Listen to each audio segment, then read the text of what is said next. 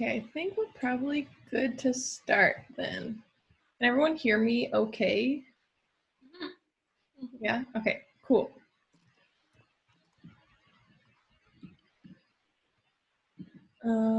Okay.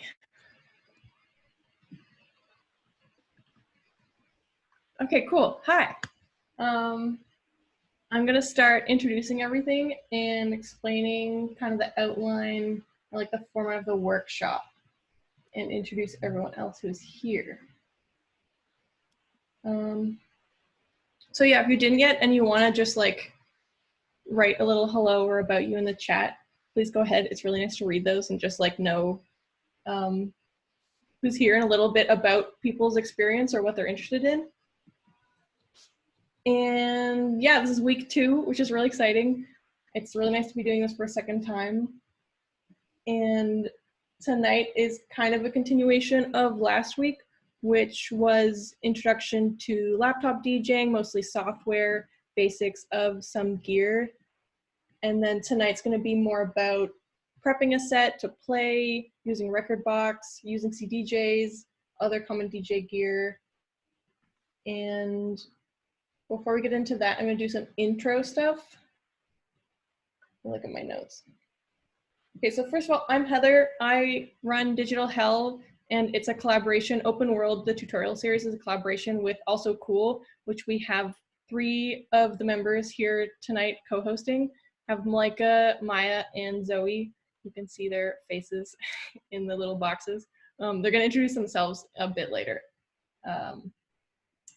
And I'm based in Montreal. My DJ name is Remote Access, and I've been DJing for, I guess, a little under 2 years, but got more serious about it about half a year ago when I moved to Montreal.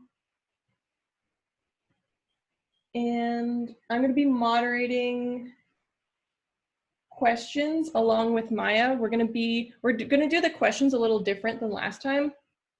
We're going to have more section question periods, and Maya and I are going to keep track of the questions that people type in the chat while Maria's teaching stuff, and then relay it to them during the question periods.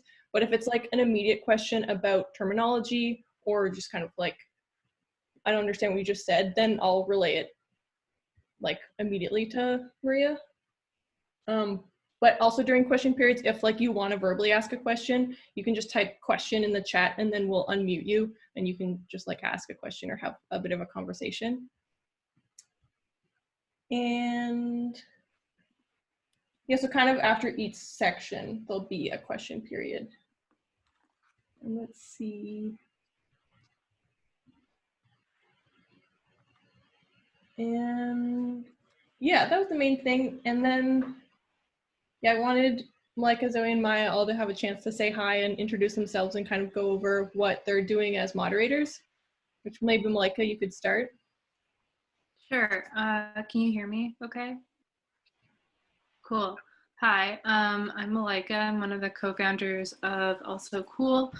I'm like primarily a visual artist and writer, and I work a lot in music. Hi. I am streaming this to Twitch right now. That's like most of my job tonight, and also recording the workshop so that people can watch it later on. That's it. Cool. Wait, Maya, I'm gonna spotlight you now. Hey, I'm Maya. I'm also part of Also Cool, and I primarily write about music and introduce artists, do artist interviews, stuff like that. Also participate in events. I like to make music on the side and have been working with Ableton for a little bit. And tonight I will be relaying all your questions to Maria, and if you post them in the chat, that's cool. If you don't feel like comfortable posting them in the chat, you can like private message me or something, whatever you're comfortable with. Yes, that's hello. You guys just start introducing yourselves as like, hey, I'm also cool. Like a really horrible joke every time. Oh, no. Okay, Zoe, you're up. Hey, I'm Zoe. I'm one of the co-founders of Also Cool and one of the editors. Tonight I am handling all of the resources. So if any of the folks in this workshop have any resources that they want to share, whether it be music related or community related, feel free to message them into chat, or you can send them to me privately and I'll be sharing them at the end. So we're just trying to get anything we can get our hands on. So don't hold back and send me anything you'd like. Cool. And we're still working on collecting up the, there are a bunch of resources that people shared in the chat last time, and I have that saved, but I haven't turned it into a document. And eventually there's going to be a Digital Hell website with a resources page that's also going to have all the information from the resources Google Doc that I had last time. So that's upcoming. It just doesn't exist yet because my productivity is pretty slow right now, like a lot of people's. And then the last thing I wanted to talk about before we get started was we have a new, let me pull up my notes. We have a new donation structure. I just made a PayPal for Digital Hell, so now we can accept donations, and how we're going to structure it is either we're going to be fundraising for the artist who's giving the tutorial, or we're going to be, or they can volunteer to fundraise for a different individual or an organization if they feel personally financially stable. So tonight, Maria who's giving the tutorial, has volunteered to direct funds towards Head and Hands, which is a Montreal organization that offers various social and medical and food services for people who've been marginalized. And they're doing really good on the ground work right now amongst the pandemic. So how we're going to structure it is any donations that are made tonight to the PayPal, half will go to Digital Hell to pay artists for future tutorials, and then half will go to Head and Hands. So, and then in the future, it's going to be that we're going to agree with artists on an hourly wage, and then anything extra over that is going to be split the same way, like half between Digital Hell, half between the artist, or they can volunteer to send it to someone else or an organization. So that's the new thing that we have going. And Maya just posted the PayPal link in the chat. So, and we'll like post it a couple times throughout the tutorial if you want to, or are able to donate anything. So yeah, that's really exciting because that I like messed up the PayPal the first time and now it works. So that's really great. I think that's everything about. Yeah, I think that's all the intro stuff. So yeah, at any point, if you have a question, go ahead and write it in the chat. It might not be relayed right away if it seems like it'd be better to save it for a bit later, but please like ask questions. And if you want to ask a verbal question during the question period, that's super awesome too. So, okay, cool. That's all my intro stuff. I'm gonna let Maria introduce themselves and what they're gonna be talking about today.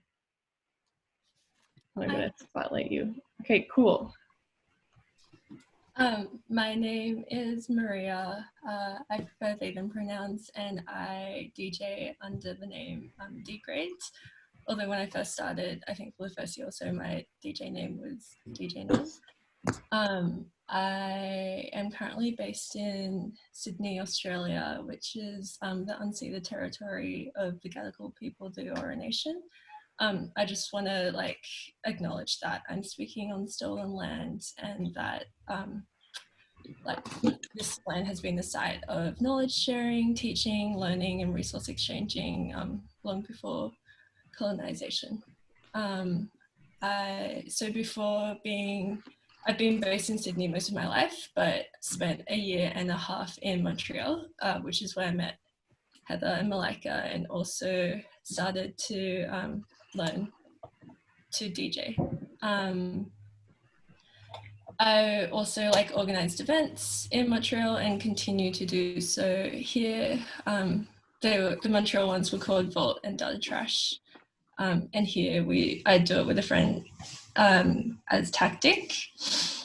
How I started DJing was really, I guess, just being involved in the community, and a lot of it was because of the generosity of other people in like sharing their time with me and their resources. So I'm really, yeah, so I guess like this type of thing as well, doing that online, I'm just really happy to have that opportunity, and we can all, I guess like, it was a lot of resource sharing with like people that didn't necessarily have a lot of experience as well, and each other, like helping each other into a scene that also at the time I felt like wasn't really gatekeepery, like it was really open to people with lots of different experiences, was my experience anyway. So that's sort of how I had the same experience with Maria, where then like you passed that on to me, where you were like, I'll teach you how to DJ, and like I'll teach you how to use CDJs. So, yeah, it's a really great passing forward. I'll just quickly give an overview of what I'm going to talk about. What? The CDJs. Can everyone see them? Yeah. Cool. Sick. So I'm going to give a brief overview of the key terms that we talked about last week. Just as a summary, so everyone's like caught up in terminology. And then we'll go into like file management and Rekordbox basics, and I'll talk a little bit about like digital file management, not in Rekordbox, and a few different ways you can do that. I don't have a very organized way, but I will present like a couple of different ways that you can use. And then we'll talk about like importing music into Rekordbox, why DJs use Rekordbox, and then like all the analyzing functions of Rekordbox. And then we'll talk about like playlisting, which is the prepping a set and organizing within Rekordbox. And I'll just go over like a couple different ways that I've playlisted for like different circumstances, and some other ways of organizing your collection by like genre, mood, and ID tags, like my tags. And then I'll show you the performance mode on Rekordbox, which is another DJing software. So last week we talked about virtual DJ, which is free, and now Rekordbox performance mode has been made free as of I think last week. I think the main thing is that you can't record on it, but it's still really useful. Like, so Rekordbox performance mode existed before, but you had to like own a controller or pay a license for it, but now it's accessible for everyone. And then after that, I'll talk briefly about like USBs and headphones, and then talk about like the intro into CDJs. And you'll probably find that a lot of the components that you've been fiddling around with on like virtual DJ on that software is like translatable to the CDJs and mixer, and I'll just like make those comparisons. I also want to emphasize that like this is just one way that I've come to do things, and there's like so many different ways that you can approach DJing, and there's not like necessarily a best practice, and best practice would depend on like what you're aiming to do with your DJing anyway. So yeah, so maybe you can take like tidbits of like what I present to you and apply it to yourself. Maybe you decide that like this isn't how you want to do things, but yeah, so that's just, yeah.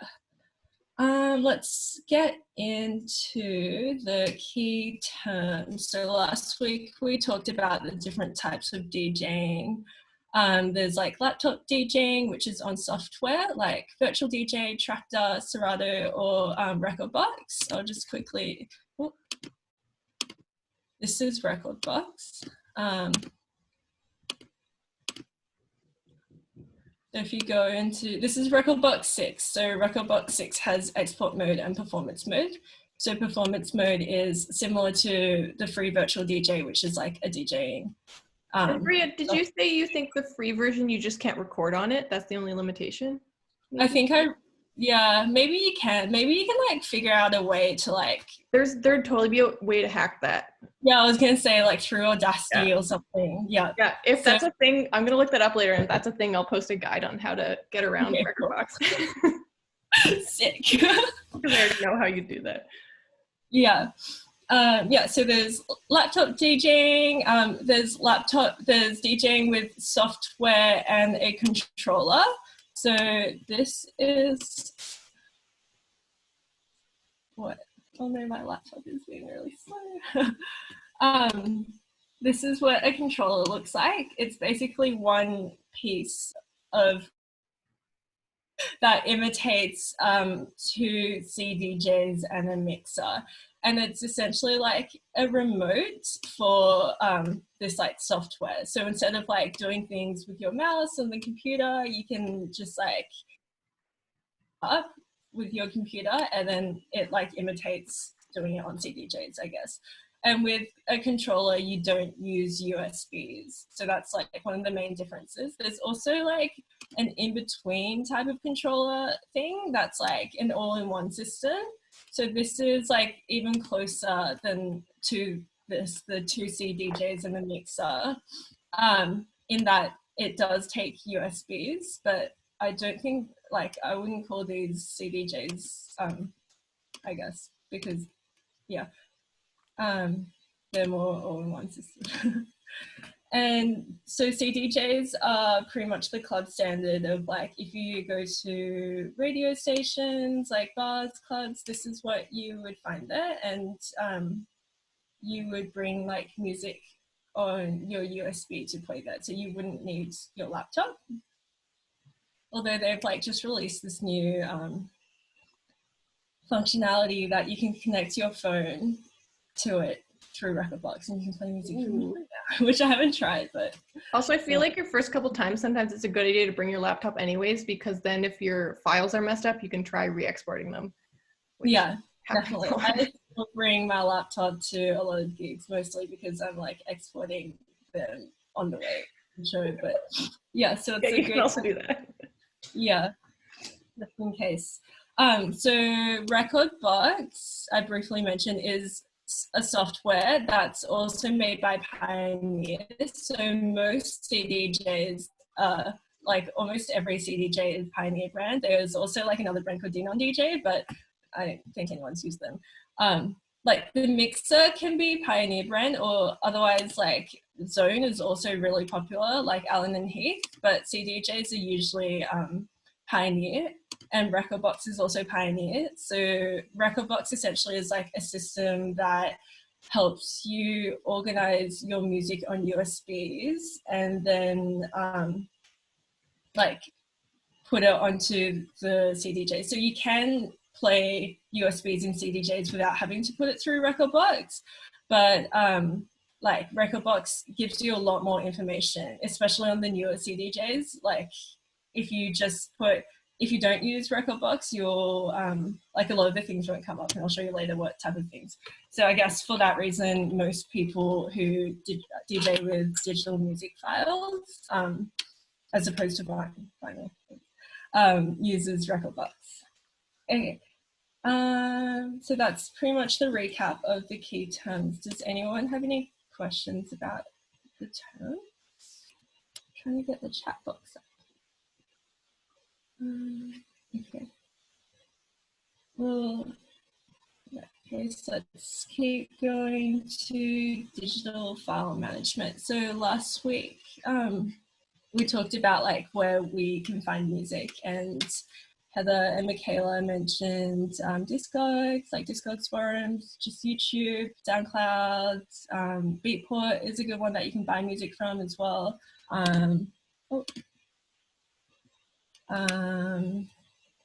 Yeah, and Bandcamp is the main forum where I would buy music.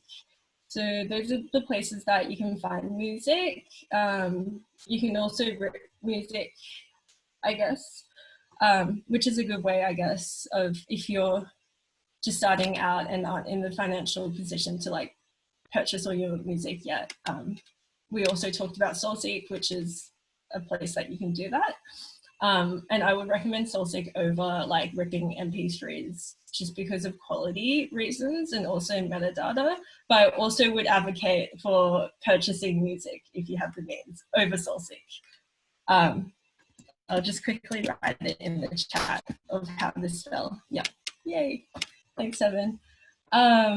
Yeah, so that's where you can find your music. And then we also talked about what type of files to download, and the general consensus between everyone was that MP3 320s are what is preferred.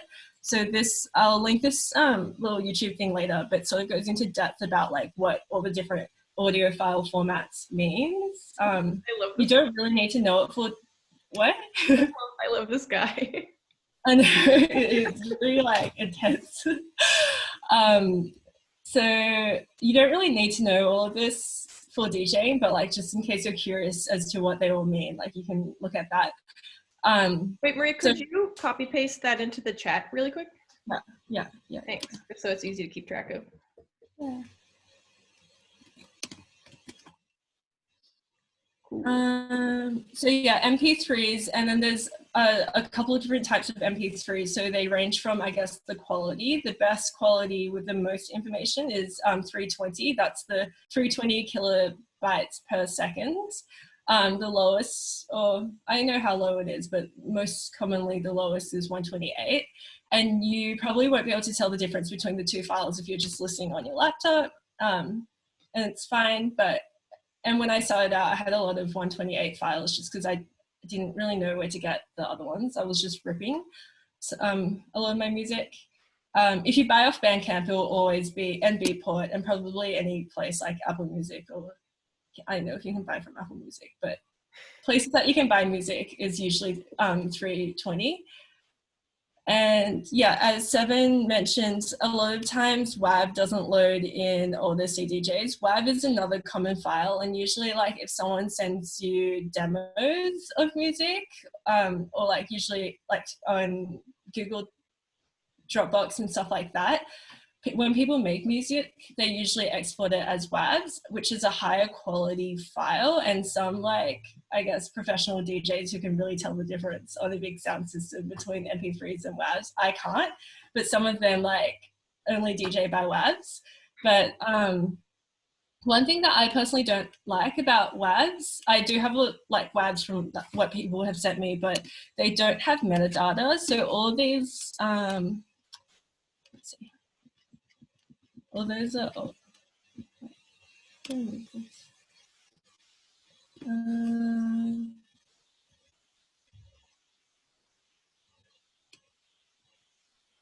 sorry, my computer is really old.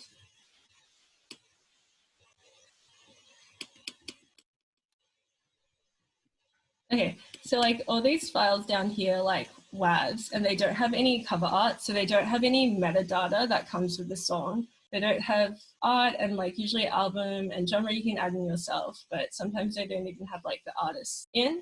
Whereas like if you buy MP3s, or even if you get them from SoulSeek, they usually come with a lot more information, which I find is really helpful because I am quite like a visual person. So when I see like a color scheme that I recognize or whatever, like I will remember what type of like what song it was or what album it came from. And same with like sometimes I forget the name of the track or even who the artist is, but I remember the album name. So I guess having more metadata just helps you more with organizing your library and also with remembering things.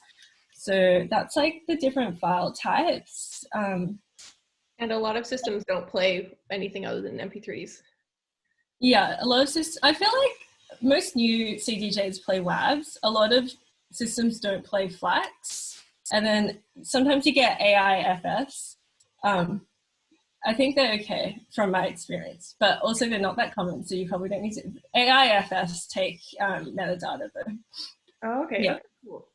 Yeah, cool. So now like once you download your tracks or buy your tracks, I'm just gonna go here so my uni work isn't.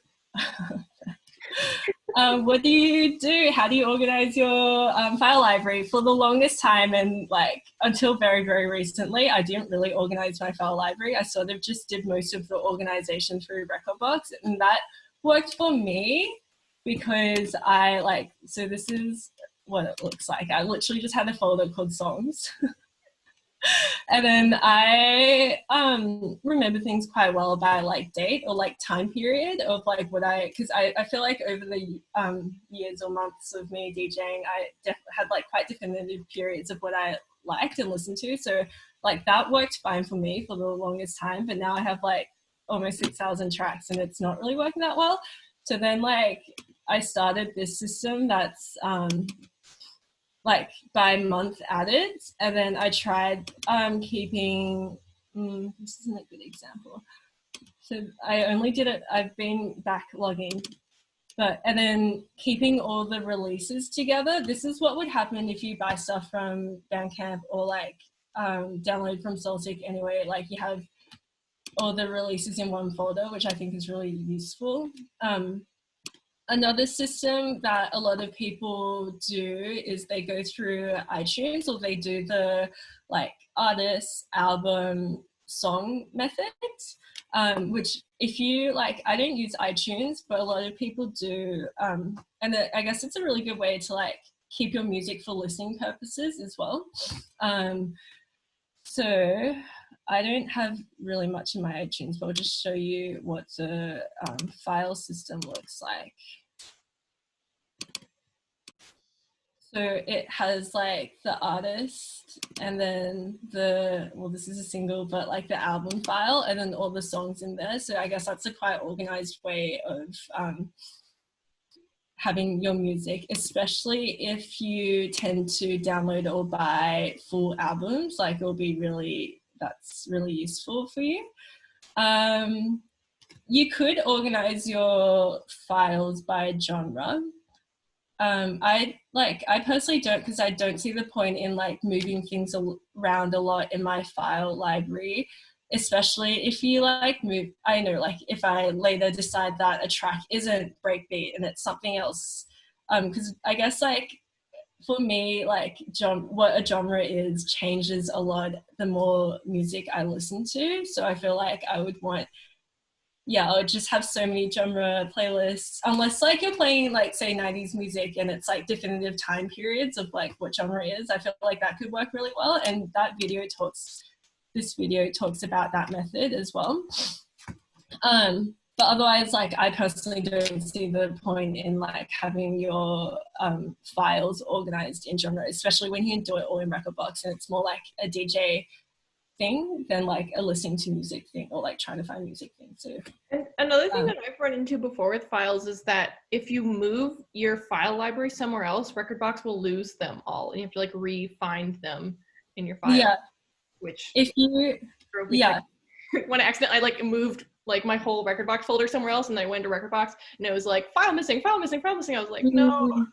Yeah, totally. Like that happens just because I have like an external hard drive. So when I don't have my hard drive, like it's file missing. But I moved all my music from my laptop to my so I have a hard drive because I've run out of space on my laptop, and I moved it all onto my hard drive. And it's pretty easy to relocate your files if you haven't like moved them around within their folders too much, or like changed their names. You can just like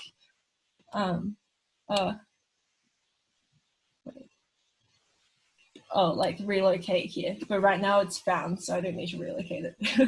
And then usually if it finds one, it can find all of them. Yeah, there's a thing where like show all missing tracks or something, isn't there? Yeah. So if you like don't move them around within their folders that much, it's okay. Like if you move all of it to a new location, that's fine. Yeah. Cool. Wait, let's just see. Oh yeah, another good thing about iTunes is that you can edit the metadata of within tracks. So like if you download like an MP3 file and it only has like artists, and you want to add like an album, you can do that within, I don't really use iTunes, but I can just show you how to do that. Yeah, so I'll just,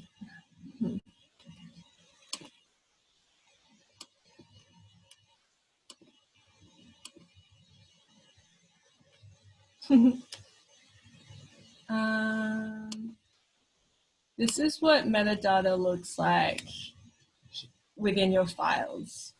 Like it tells you the authors, the title, like it should tell you like the album and stuff like that.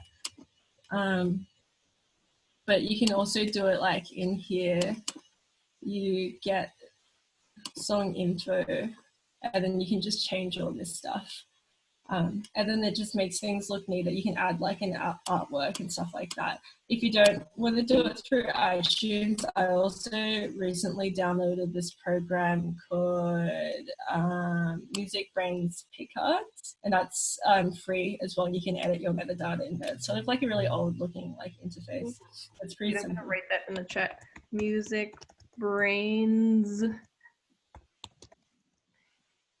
Wait, is that what it's called? Music Brains Picard? Picard, yeah. Okay. But also, just to clarify, like if you buy music, you usually don't have to worry about like missing metadata because it all comes with it. So is it to organize music and to add metadata? Not to organize music, just to add metadata. Okay. And you can change like a few at once. It's just like, yeah, it's sort of separate from this and it's not necessary for you. Cool. Also, you can like just not have metadata. It will just look a bit messy in your record library and you'll have like less information. You can also like, I guess when I first started, I was like changing information here, like adding information here. Like if this was missing, I'd just add it in there.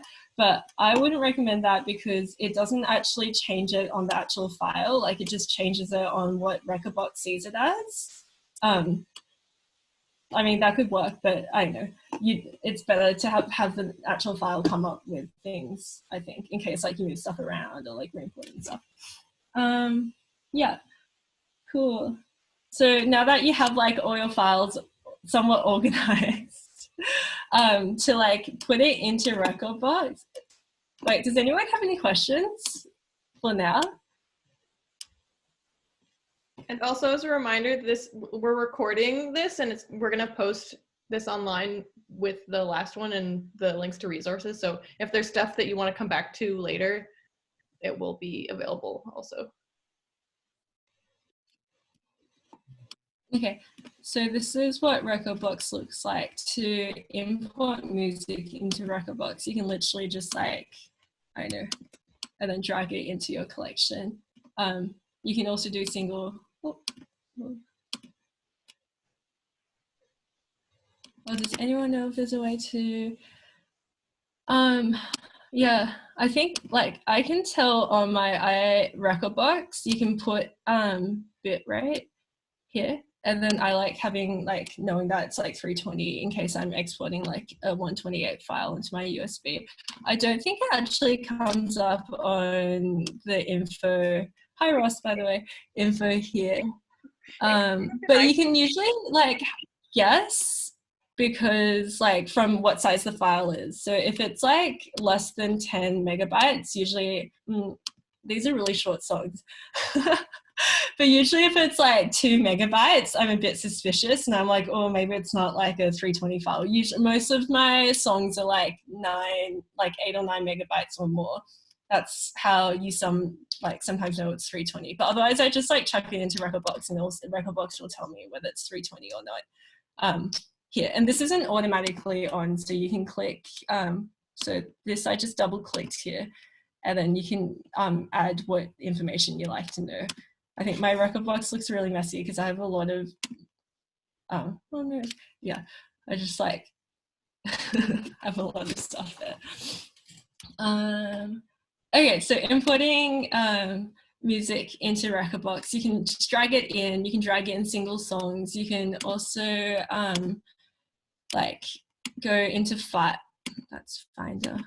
You can go into Rekordbox file import and then either import a track, import a folder, or import a playlist. So that's one way of importing. Another way is if you do go through iTunes and have all your music in iTunes and like make playlists in iTunes, you can go through iTunes Sync. I don't have iTunes connected right now, so it's not really showing, but so you can just sync it with your iTunes and then it'll ask you which playlists or songs you want to bring into your collection. So that's another way if you go through iTunes. Cool. So I'll just like drag something in to demonstrate.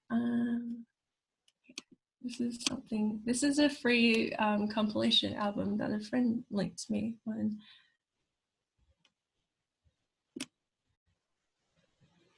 on Bandcamp. There's actually lots of free compilations on Bandcamp, so that's also a good resource of getting music.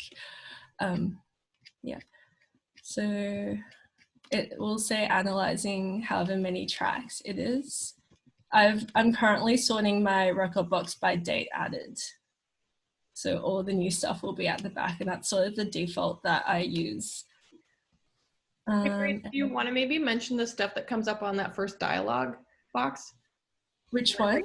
Where it gives you the range of BPM that you can analyze it to? I think I have that set as a default. Oh, okay, so you haven't changed it. I think I changed mine at some point. You can change it through preferences in analysis. So it'll come up the first time you drag it in, and then you can like change, like, depending on what type of BPMs you like working with. Thanks for mentioning this, by the way. Like, a lot of the time, like when a song that's 100 BPM is a bit like, I know sometimes I like putting it as 200 BPM just because my brain works better with that. And like, actually a better example would be if you play like trap music or like dubstep. Some people see it as like 140, whereas a lot of other people see it as 70 because it's like sort of half time. So it's really just like whatever you works better in your brain, and then you can like set a range for it to analyze to. Yeah, like what drives me crazy is when you like drag in a whole bunch of fast tracks, and some of them it'll keep at like 190, and then some of them it'll have it to 80 or what's happening with 190. It'll have it, and then I remember before getting confused by the BPM range, and I was just like, how do I make them all the same range? Yeah, totally. It's a good thing to mention. So your Rekordbox, once you drag them in, it'll start analyzing the tracks. So it'll come up with all this information about the music. And that's like, for example, another reason why like DJs like using Rekordbox. It's just like, is an easier way of seeing a lot of information about their music, including like waveforms. You can also change how you want the waveforms to look. Like there's different color settings and stuff. Depending on what you prefer. I think this is new. Oh my god, that's sick. Whoa, what the hell? Well, I'm changing my Rekordbox immediately after this. Sorry, I'm just gonna see what else. So you can, as I like mentioned, this is like DJ count. It's like how many times you've DJ'd it before. So sometimes like if I'm looking for like a track, I'm trying to remember a track within a playlist that I've like played a while, I'll like put it as sort by DJ count. This is like whether it's being analyzed or not. A lot of mine are coming up as question marks because I just changed to Rekordbox 6 and they have like a new analyzing mechanism or something. So a lot of them are coming up as unanalyzed. I like having size there to like, I know if I'm exporting a WAV or FLAC, for example, I'll like remember that it will take a lot longer and then I'll try to do it before because I'm always running out of time when I'm exporting. Because WAVs are usually like 4 or 5 times, 9 times bigger than MP3 sometimes. And my USBs are quite slow. So this is useful for me. It's also file type, as I mentioned, and then the bit rate, which is the quality of the track, like the size, not the size of the file, but like the amount of information that's in it. And then there's BPM. So we mentioned BPM last week. It's essentially the speed of the track. So BPM stands for beats per minute. And usually the higher the number, the faster the track is. And as like Heather mentioned, sometimes like a really fast track at 200 BPM can be like analyzed as like 100 BPM because Rekordbox will think it's half time. And all those things you can like change within the program. Has time, like the little, I find this really helpful also to see like somewhat the structure of the track. I'm just gonna change this back to what I'm used to. And then a lot of other information. It also sometimes auto analyzes the key, which if you're like used to or wanting to mix in key that's helpful. Like, cool. So I'll just show you. Sorry, my Rekordbox is so slow with all these programs running at once. Okay, I'm going to use this as an example. This is just dropping a little plug, a compilation that Heather and two friends put together. So, like, if I click onto a track, sorry, it'll have the waveform of the track, and it will also have these beat markings. So normally be here, you can click onto grid, and then so these like little lines. Can people hear this? Is it too loud? It's a little quiet. You can probably turn it up a little bit more. Okay. Sorry. How do I get rid of it? Wait, Yeah, so what? did you click share computer audio when you did screen share? Oh no. How do I? Maybe I'll just stop and redo it. Yeah, it'll just be a little clearer, but you can hear it okay.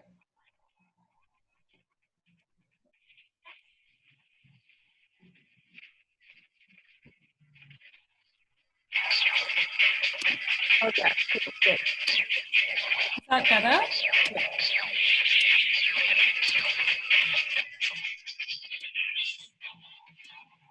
Oh my gosh.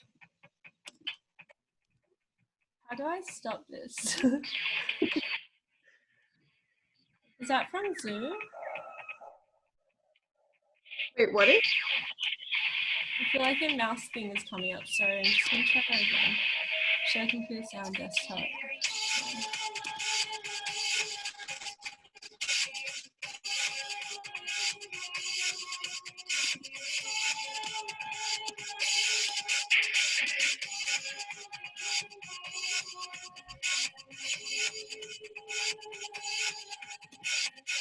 Oh yeah, I'm not sure.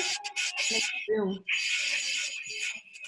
I'm just changing the audio of where my, like, yeah. Oh, perfect.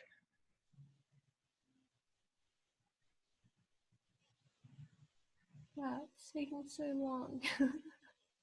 Okay, now I can't hear it though. Oh wait, yeah, okay. Okay. Oh my god. Oh wait, there we go. Okay, that's pretty loud. Really loud.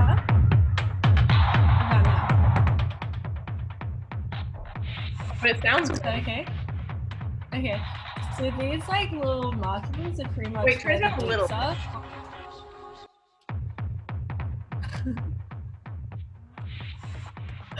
So if you count them, like, they're normally in dance music, it's 4 beats in a bar, which is what each little red thing is. That's like the first beat of the bar, and the other ones are like the rest, like 1, 2, 3, 4. And normally, like, that's just what most dance music is like. You would get like rhythmic or other time signature dance music, but the majority of dance music is in 4/4 time. What's like the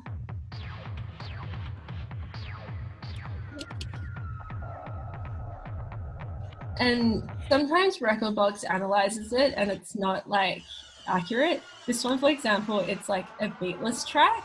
So, well, actually, I think the beat comes in later. But if it's like mostly beatless, it doesn't really matter what BPM it is or where the beat grids are. Normally, if it's like a beatless track, I just make sure. Oh my gosh! All this Zoom stuff is coming up. Sorry. Is Zoom like spamming you?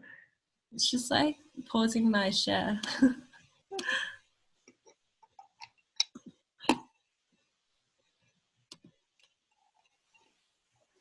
Is that okay? Like normally just, if it's the beatless track, I just change it so that this starts at like the very beginning. But if there are beats, I go through and check if Rekordbox has analyzed it correctly.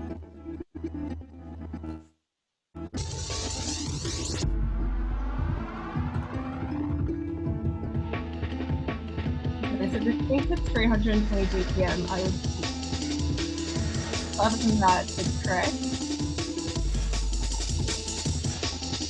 You can also tap it. So like if you're not really sure what BPM it is, you can go like this.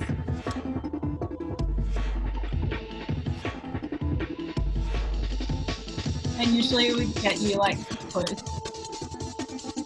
Like tapping on the beat. Yeah, tapping on the beat, and then like I just go through and I like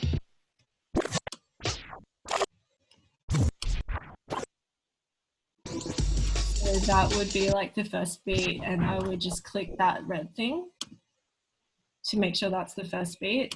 It was actually correct before, so I'm gonna make it 160. Yeah.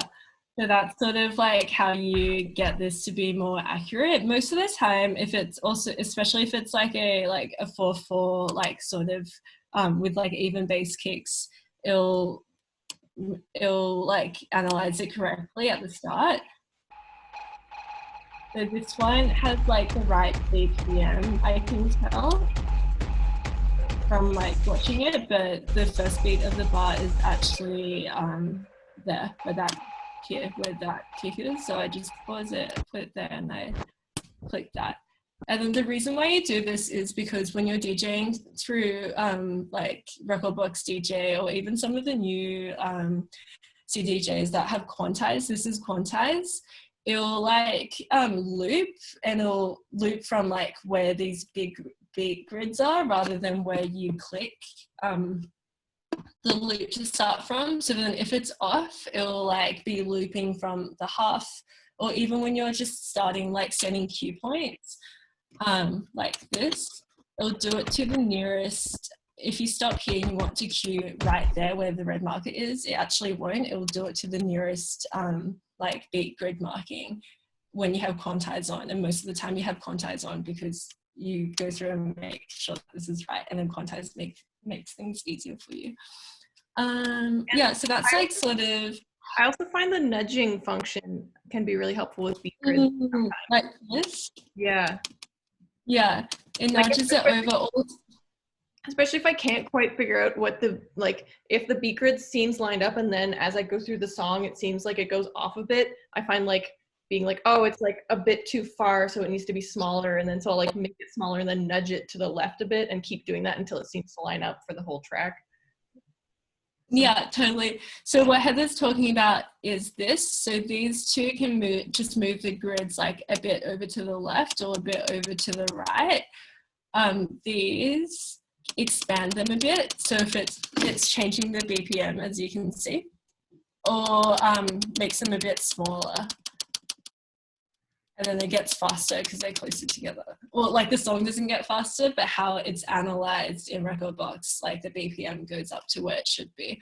I sometimes also just like zoom in really, really close, and you can sort of recognize where the waveform starts, and then I like press the red button, this to set the first beat of the bar. I'll undo all that because it was more or less correct before. Cool. So that's there's also like a metronome function if you want to play it with a metronome. I've never used it but it can help you count the like beat of the I've never used it. Yeah. That's so Yeah. cool. And like if you mess something up, just undo it. Yeah. And wait, so you also that's like that a memory cue? Huh? A memory cue or like a memory loop? Oh, like these? Yeah. No, like Yeah. a memory, like, you know, when you set a cue and then you can save it.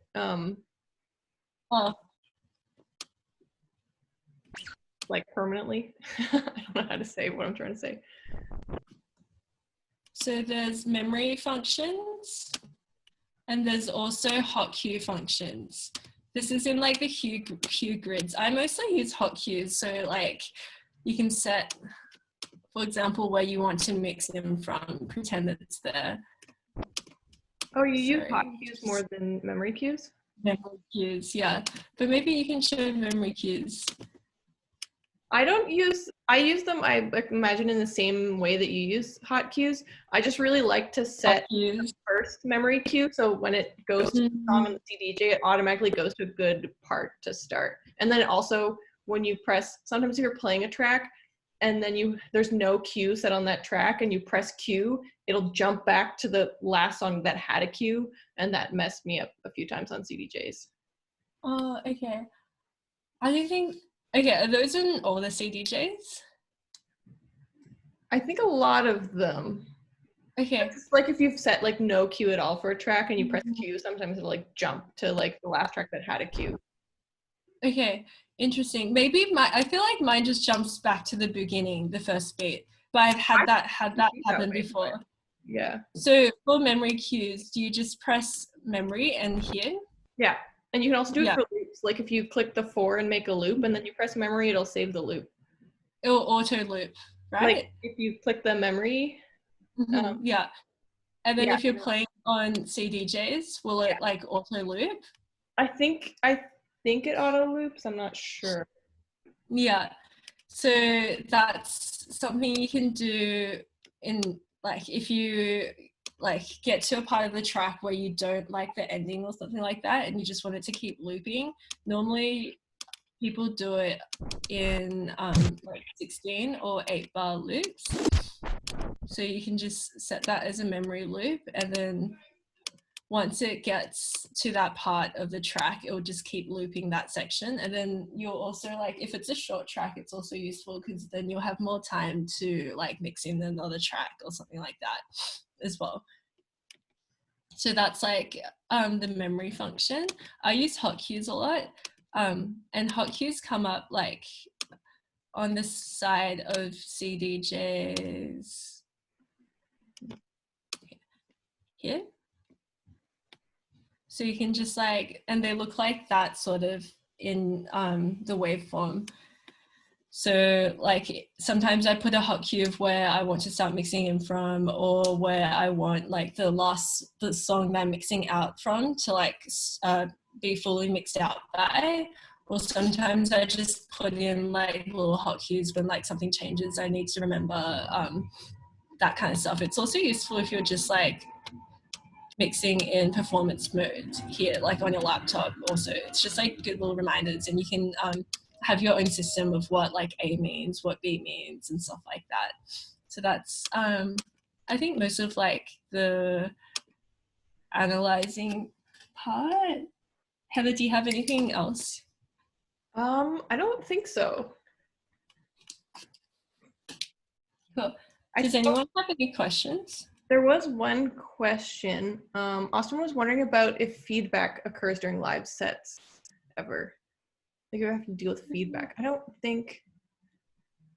I guess that would be the system setup, right? That you can't really get feedback from CDJs or like the mixers. I don't think so, because feedback happens when there's like a recording, right?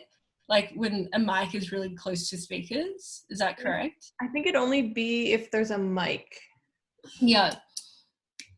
I feel like most of the time, like the CDJs are set up. So there's like a mixer, 2 CDJs, and then usually a monitor speaker that faces towards you. That's like your DJ setup. And then there's like speakers that face outwards. But most like if you're playing a bar gig or something like that, mostly it's already set up for you. And I don't think there would be feedback. The only time when like weird audio stuff happens is if you're using like vinyl.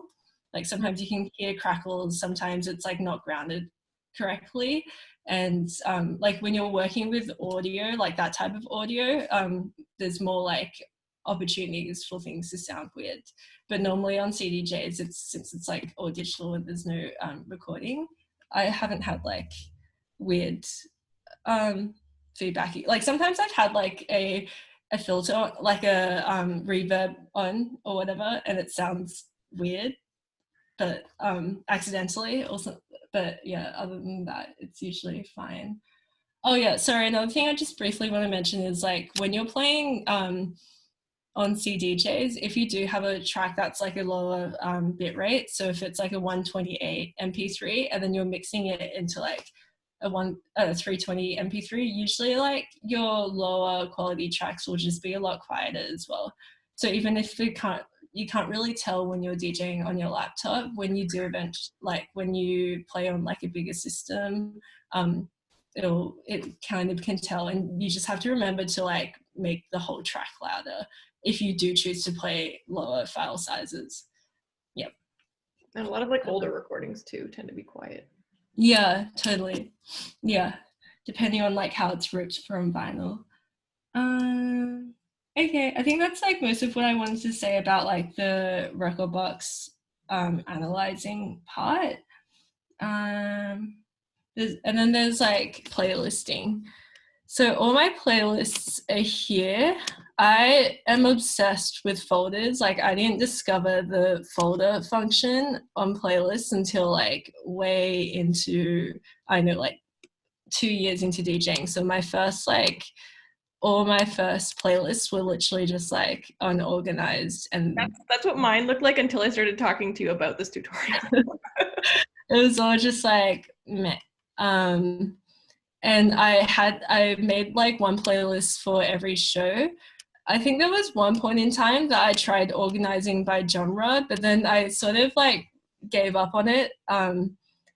Because I didn't like having to maintain a certain playlist after I've made it. Like I didn't like having to keep adding new music into it, and then it just like building, and then like making some of my genre playlists have like not many songs, for example, because I had like just discovered that genre and like only had a couple of tracks from there. So genre works for some people, and I'll like go into genre later. Maybe like what if I were to go back to genre, what I would do, and that would be using my tags. But for now, I'll just like show you how I've been doing things, like a couple of different ways of how I've been playlisting, and then I'll show you like, yeah, the genre stuff, because a lot of people do love organizing by genre. So that is a good option. I sort of have all my folders by time periods because I mostly like DJing newly downloaded music because I get sick of things quite easily. So a lot of these time periods correlate with like types of music or like bulks of looking for music digging, and then like I have it all sitting in my like downloads for a little while, and then I like move it into documents, and then I usually import it all at once when like before like when I'm prepping for a gig or something like that. Yeah, so maybe I'll just like show a simple how I used to do things, because I would just like put all my music in a folder, like songs that like I want to play at a gig in a folder, and usually I used to just organize it by like energy. They somewhat correlate with BPM, but not exactly. You can organize your tracks by BPM. You can just do that, and then you can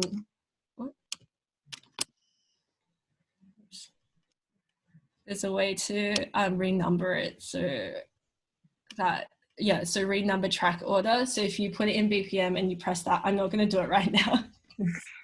I don't want to change the order, but if you renumber track order, it'll just all go into BPM. I don't like tend to do that just because on CDJs you can sort your tracks by BPM anyway. Like if you go so I don't like see the benefit of numbering it by BPM when you can have it as like an option on Rekordbox on your CDJs. So if you go into preferences, sorry, this is so slow. Do you ever find that sorting by energy instead of BPM puts you into situations where you have like really different BPMs to mix? Yeah, definitely. And that's like, I think why more recently I've been structuring my sets by sections. Like if I want to have a couple of different ideas and I want to have like play like some really chill like 160 BPM tracks and then go into like more like hard or like locked in like 140 BPM, I would put them into subfolders and do sections. And also like recently in the past year, I've been really like pretty much ordering my sets exactly by how I want the tracks to flow, because I've been, I guess, DJing in a different way. So in the past, most of my tracks were like mixed in a way that was beat matching. So BPM was like really important for me, because to beat match, as we talked about last week, you want one track's BPM to be the same as the other track's BPM, and then you match the beats exactly. And then that's what like most dance music DJing is. It's not like it's definitely not the only way to DJ, but it's a very like common way of DJing. And it's when I was like DJing that way, BPM was like really important. But now I feel like I know I get like I want to explore lots of different BPMs in 1 hour, for example, and then it's really hard to do that without thinking in advance which tracks, how you can go from like 160 to 100 within like a few songs. Like you need to have more like tools or beatless tracks, or tracks that like automatic like slow down in themselves, or yeah. And then because I had to think about that more, I just ended up like ordering my sets exactly, which is what I've been doing more in the past year. 1 sec, I'm just gonna,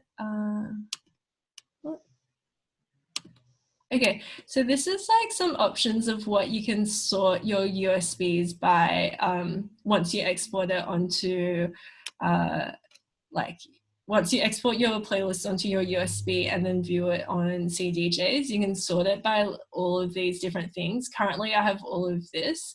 I'm mostly just, because I've been ordering my music, I just work within a playlist, so this isn't really that useful for me. But if you are like doing more improv sets, or just like mixing for fun and like not playing a gig and some, or like mixing with friends back to backing and stuff, a lot of these things could be more useful for you. So like, for example, if you have DJ play count, you can find all the tracks that you've played before. If you're looking for a specific track, you can add comments to tracks. Yeah, so these are more options that you can sort your USBs by on the CDJs. So that was just in preferences, DJ systems, and sort. BPM is definitely a really useful thing to put there, because it means that you don't have to sort your playlist by BPM. Like you can have it in another order if you wanted to, like say by energy or mood, and then just if you're like not really sure about what to play next, you can just sort it by BPM instead, and then you'll see like some tracks that are within similar BPMs. But some older CDJs don't let you sort by BPM on them. Some older CDJs? Mm-hmm. Like the 850, yeah. I know you can. Well, yeah, a lot of older CDJs aren't compatible with Rekordbox too. Like my CDJs aren't compatible with Rekordbox. So I guess this tutorial is like, yeah, lying on assumptions that you do intend to use CDJs, because a lot of this isn't really that useful if you're like intending to mostly just be DJing on like say virtual DJ or something, because all of this is inbuilt into virtual DJ software. This is just like a little disclaimer, but also it's a useful way of like understanding different ways of looking at music, I guess. So maybe it's not useful if you're just. And I do all my mixing on Rekordbox on a laptop and really like it. And then it's really handy because while you're mixing on a laptop, you'll probably end up like doing a bunch of this stuff. And then if you want to use CDJs, it's already done and you're familiar with the tracks. Yeah, completely. It's also really useful if you don't like, for the longest, it's only recently that I have access to CDJs. If you don't like have access to a place to practice before your sets, like this is going to be really, really useful for you. Like a lot of people have different workflow in that like they just put new music that they've downloaded into a playlist and they could sort of figure it out on CDJs. But like if you don't have that option, this is pretty much the next best, or maybe even better depending on your workflow. Yeah. So yeah, unordered playlists are useful. I think if you're just like, I don't know, sometimes it's nice to just put music onto a USB and then like see how you see how it like comes out when you're just DJing it. Like it's useful if you're like in a low stress setting, like if you're mixing with a friend or like something like that. If you're doing a set on radio, maybe yeah. And I think like that's what I used to do more, and I feel like I learned how to DJ on the spot more, or like think on the spot more. It was really helpful with that compared to if I had have like ordered my sets from when I started. I feel like it would have like given me a different like DJ sensibility or whatever. Obviously there's not like right or wrong way to do it, but those are just some benefits that I have perceived with like being unordered versus ordered. So now I'll show you like what a current playlist of mine looks like. What's the time? 11:12, cool. Here. So this is how I usually go about like prepping for a set that's like maybe, you know, like I want it to be really perfect or something like that. Soft Center was one. So I started with like a master playlist where just like over a period of however many, like a month or whatever leading up to the show, I just like added in all these tracks that I like came across, or like when I was going through my music library, like thought of that I really just wanted to somehow all put together for the set. So this master playlist has 140 tracks, which would not be able to fit in like an hour and a half set. So I had to cull it down a lot, but it's really useful for like, it's like a mood board, I guess. And it's just in this playlist without consideration of like what goes, what order it's in. It's just like as I put it in essentially. And then from there, I sort of culled it down a bit. And then from all of that, like I had it in a couple of different sections. This actually isn't that like useful because it does go up in BPM. I can show you one that like doesn't. But I guess between the different sections, I had to figure out like how to like get from one place to another. And then I normally also have like a folder that I think I deleted here because I used up all of it, of like tool tracks or like ambient or beatless tracks I can try use to get like between different sections.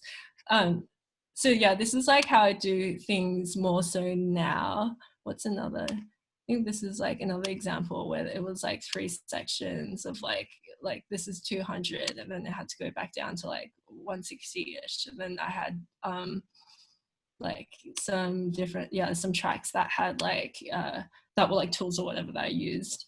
And then mostly, sorry. Wait, can I mention a thing that I find really helpful is when you have a playlist selected in the bottom right corner, it'll tell you the total hours or the total time of that playlist, and it can give you, depending how you mix, it can give kind of an idea of if you have enough content for a set or not.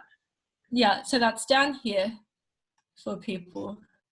And another thing that's oh, sorry. I was just gonna say, like, if you're like me and you get nervous and tend to mix quickly faster out of tracks than you intended, then it's gonna have like extra time than your set because you won't play all the tracks, or maybe like small portions if you mix like before the song's over. Yeah, totally. And usually for that, I have like an other folder of like songs that I can add into. If it's like halfway through and I'm like, oh, like I'm gonna run out of time, I just like stick some of these in sometimes. Because like even if you plan a set exactly, like sometimes like the person before you might be going over time or something like that. It could be shorter, it could be like longer, like something, you never really know what's going to happen. Another thing that's useful is these like playlist palettes up here. I only just started using them. Basically you can like just go between playlists up here. I think it's a lot easier. Whoops, it's taking so long to load. But yeah, you can have like a few different playlists here and then have like a few different ideas if you're like building new playlists essentially. So that's, I think, easier to access sometimes than like going, if you're like trying to find an old one and then like moving it closer to that one when you already have an order, whatever. Yeah, so that's another function. Like I also have like an example of, say, this is organizing less by sections but more by energies. This was like a radio B2B like set that I played, and it was really like we didn't talk about like the arc of the set or anything like that. It was just like sort of really improv. So rather than like knowing the tracks genres or BPMs, it was more useful for me to know like their mood. So this is how this is sort of organized. I had no beats and beats. And then I had like a master playlist of all of these, just so it would be easier for me to sort by BPM. I think this is sorted by BPM, yeah. So if I like decided to mix into the other person's track by beat matching, like I can go through here. But otherwise, yeah, so this is another way you can do things like by, I guess, mood. Rita, I have a question. Yeah? Shaggy was wondering what you mean by the arc of a set. Usually when I like, I don't know, there's a lot of different ways that you can approach structuring a set. And I guess the arc is like the energy levels throughout the set. So like if you want to start like, I don't know, like slow, and then like get to a specific point that's like really energetic and then bring it back down, or you want it to just like travel up and up the whole time, or you want it to stay like pretty level and like you know, I don't know. Yeah, it's a way of like describing a set that's not just limited to like BPM and more like energy levels or ideas. It's like the narrative arc or something that I think some people use when they're talking about sets, mostly like planned sets. Yeah. And I was also going to say about planned sets is that I think kind of on the opposite end of what you were saying is I found that the sets that I've been most nervous for, planning track for track, the set has been really helpful in kind of like getting over that hurdle of nerves, where just like I'll play a set and it'll go fine, and then kind of next time I'll be like, okay, I did this, I can improvise more, I feel more comfortable and confident, and that's been really helpful. Yeah. Yeah. Yeah, like sometimes if you have like the opportunity to like play out quite often, which I like, if sometimes it's like what I like doing is if it's like a low stress set, I kind of like test run new content or like tracks I don't know very well, and then try to figure out how to like DJ it like there. But then if it's like a set that you're really, really nervous about, I do find it helps to like order it exactly. So then you have to think about less things when you're already really stressed. Yeah. Okay, I also have like examples of back-to-back sets, and they're more organized by genres. So for example, I was playing a back-to-back set with my friend Abby, and then I just had playlists by genre. You want to briefly explain what back-to-back means? Back-to-back is usually if you and someone else play a DJ set together. And usually it's like you play one track, they play one track, and then it just goes back and forth like that. Or you can play like, you can decide if you want to play like two tracks. So like you play two tracks, they play two tracks. And sometimes they're like planned, or like, I don't know, I feel like rarely they're planned track for track just because it's so hard working with another person like that. But like sometimes you have practices before, or sometimes you just like talk about it and then you go and like do it. I feel like most of like my practices, like when I first started DJing, they were just like organically back to backs at like friends' places who had like turntables or something like that, and you would like put a record on. So it could be like a really fun way to like getting to practice DJing with a friend, if you have like access to equipment, or if they have access to equipment. Because I feel like you learn a lot of things from them and how they do things. Yeah. Yeah, so these ones are ordered by genre, just because we'd already mostly talked about what we wanted to play. So this is like a way you can organize by genre, I guess. And then another thing I do want to mention is histories. So I played a back-to-back set with my friend Julia, and we had two practices before, and during the practices I wasn't really prepared for the first one, so I didn't make a playlist yet. I just went with whatever was on my USB, and I got the history. So your USBs record histories of what you've played, at whatever date. It does it for your laptop sets as well. So if you play like a few tracks together in performance modes, and like it'll record it all here. And it helps you remember if you like, oh, I like mixed this track into this track the other day and it sounded really cool, but I forget what the tracks were and like which one went into which. Like this history is really useful. It's also really useful if you're just like fiddling around on CDJs and like you want to remember what tracks you played. So I just like dragged one of these playlists into that, like from our practice, into here. And then it helped me going into the back-to-back set to remember like what I had played in the practices. And I also had these other like, so these were organized by BPMs as opposed to genre, mostly just because of like how Julia works as opposed to how Abby works. It was like me adapting to each of the two people, I guess. But yeah. Okay. I think that's like most of like what, yeah, so I guess a summary is like I make different playlist structures depending on what type of set that I play and like who I play with and like what time of the set I play, like what time of the party I play. It's like all completely different. I don't really have like one way that I like to do things. Yeah, but I think I should talk about my tags because a lot of people will want to be organizing by genre. And I think my tags is like a really useful way to do it. So basically you can write your genre here. Most of mine don't have genres. And you can just go into info and then there should be a genre somewhere here. And then like you can have preset genres. Well, these are just from like memories from what I have written in the past, and you can assign it as a genre. And then you can also organize it by genre, like just by clicking the top and then all the ones that you've assigned as being together. Or sometimes it comes with genres. It'll like have that. But I think like to me, a song can be so many different genres. And it's really hard for me to pin one down. And I find that when I started organizing by genres, I would just go back all the time and like re-edit what those genres are based on what new music I had heard and what like I had like new terminology I had learned and stuff. So instead, I feel like this is a really good way. So if you go on the right, it says my tags. You can tag a song as like multiple genres. So for example, this one, it's not actually these genres, but just pretend. I think that it's like trap, but also like minimal and also club.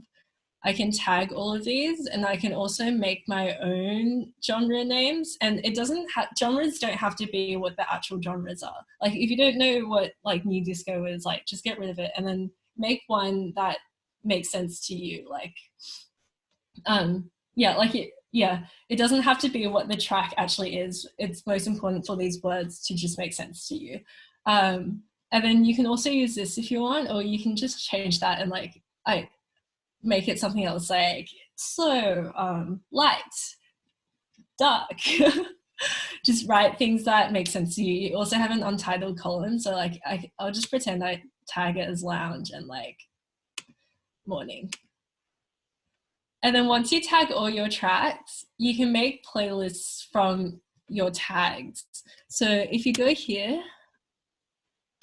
this is a way, sorry, I'm just gonna,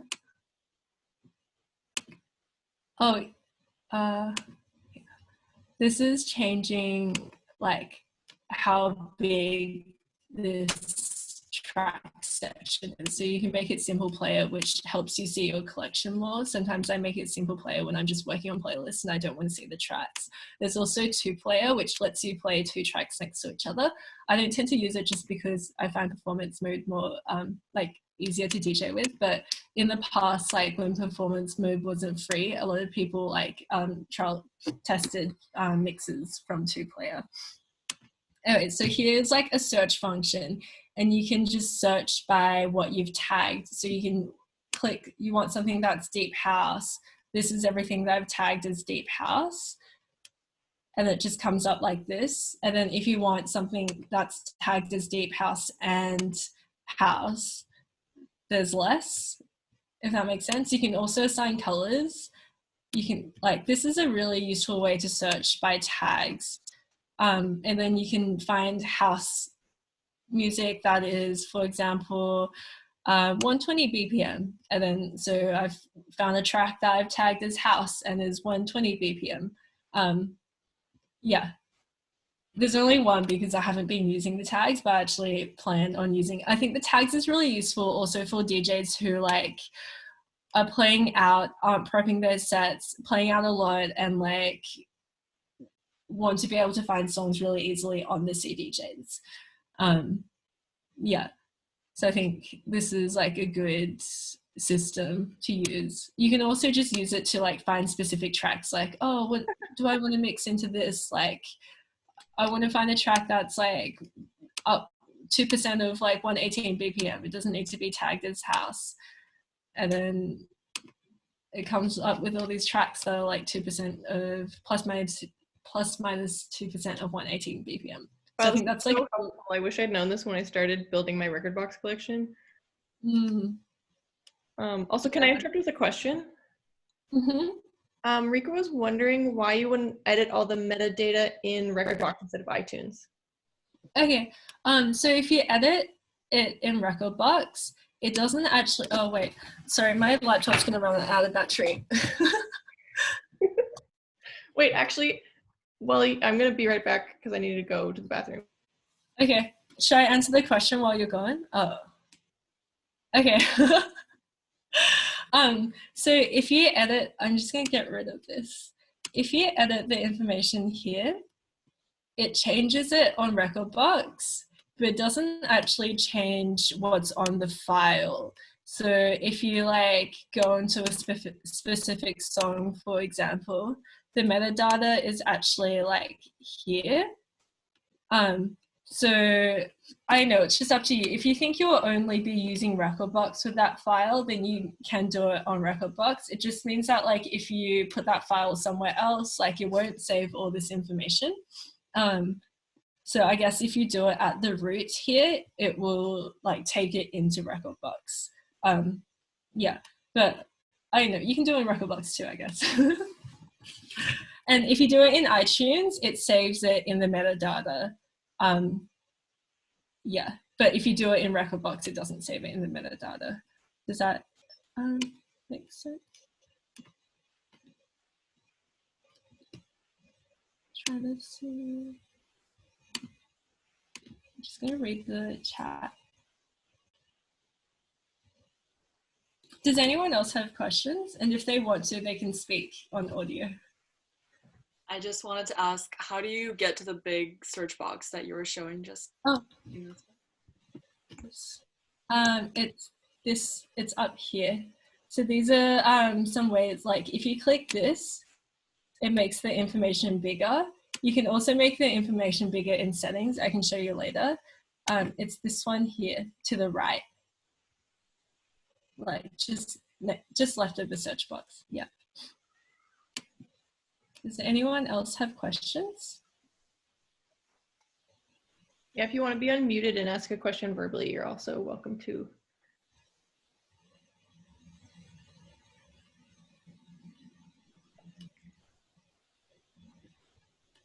Okay. Oh, one other thing that I recently discovered and think is cool is if you press master, it'll like some of these keys turn up as green, and it just means that whatever is green, these tracks key match with what you have open right there. Oh, cool. Yeah.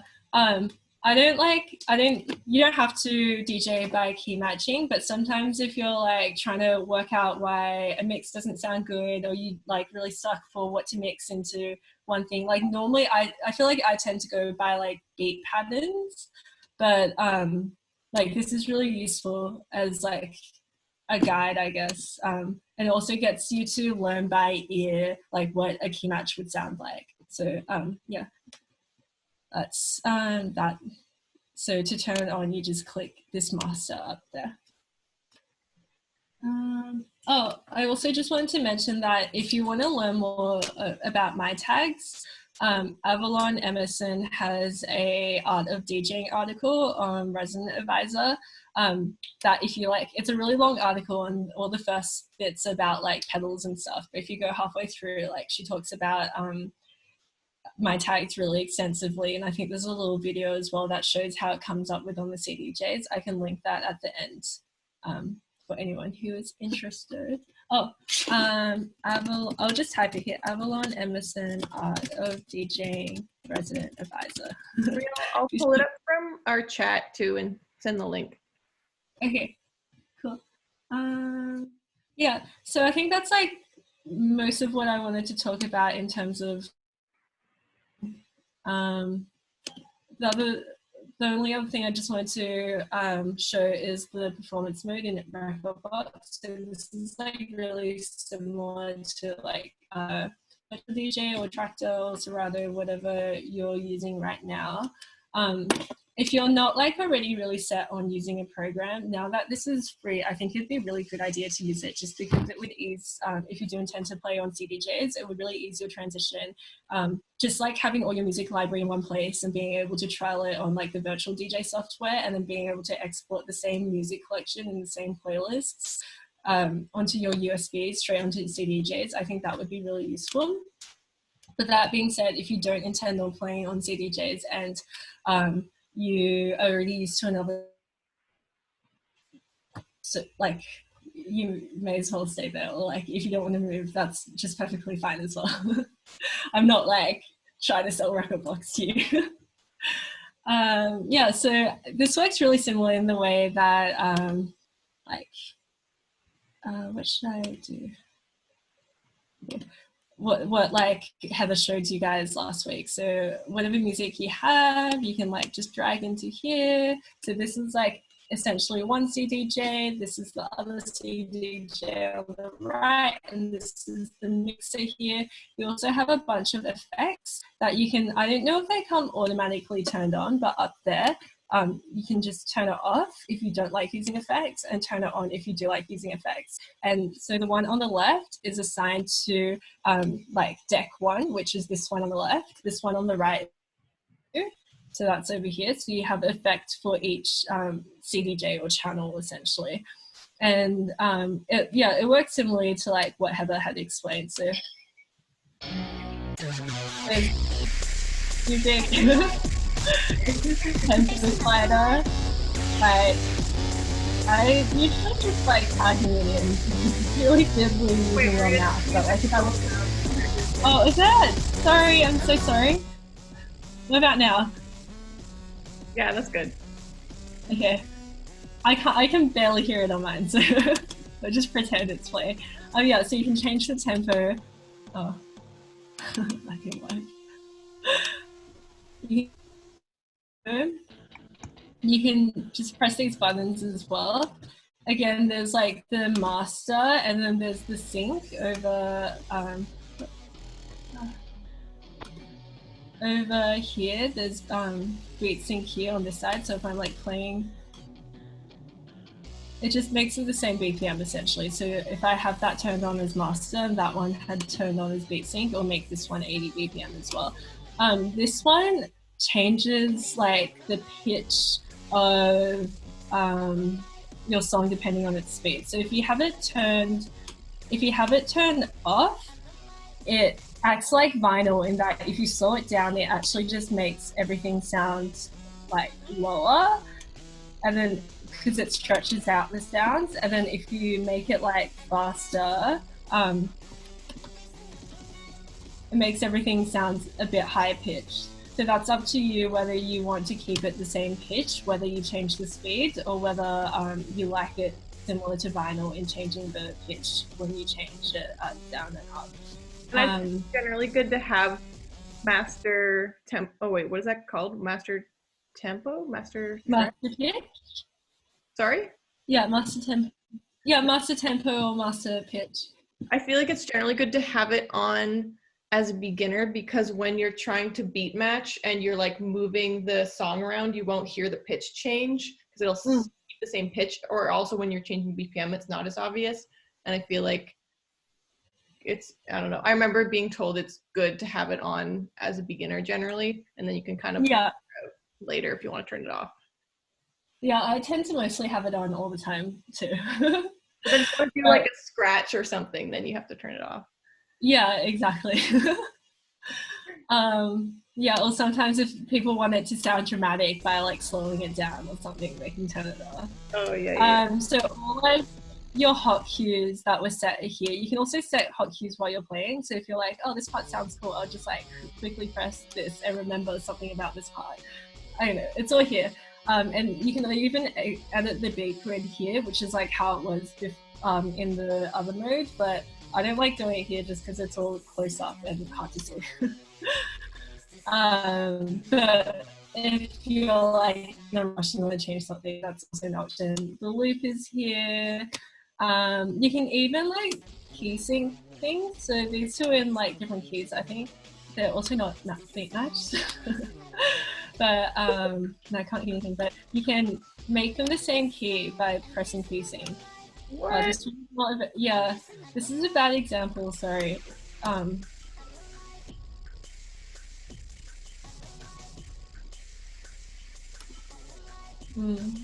Yeah, these are all bad examples, but sometimes when it doesn't know the key sync won't work. I feel like one of these, yeah.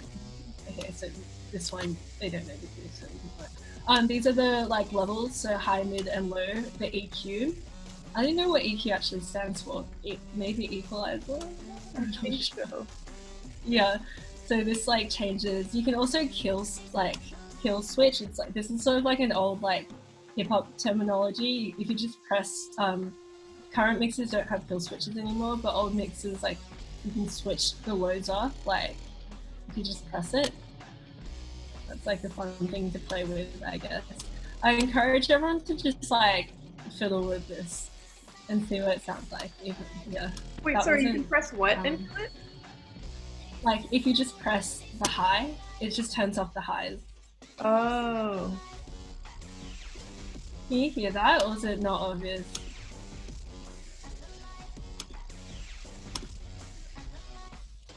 Yeah. Not the most obvious, but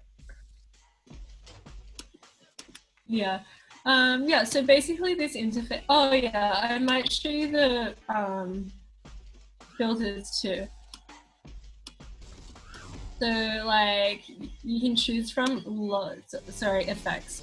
You can choose from lots and lots of different effects here to play with. Like if I have the echo on, you can change how much it is.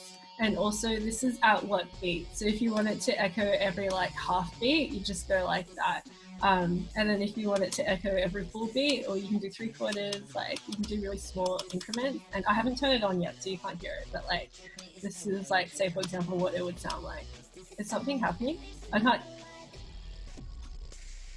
yeah, you could probably turn it up a little bit for this part. Okay. Oh yeah, you can hear it. Yeah, so echoey. And then you can just turn it off here. Yeah, and there's just like a bunch of different effects that you can play with. I find this a really good way to like get to know what the effects on the speakers actually are, because I feel like when I'm playing, I'm too scared to like do something in case it sounds bad, so I just like trial, because there's so many different words. It's like, what does roll sound like, and why is it different from reverb roll? This is a good way to know what all of these sound like. And also it's sort of transferable to like producing as well, if that's something you want to get into. Like a lot of these effects will be in like Ableton and stuff. So yeah, good to know what these mean. Yeah, I think that's like most of what I want to talk about in terms of the virtual DJing interface. Does anyone have any questions?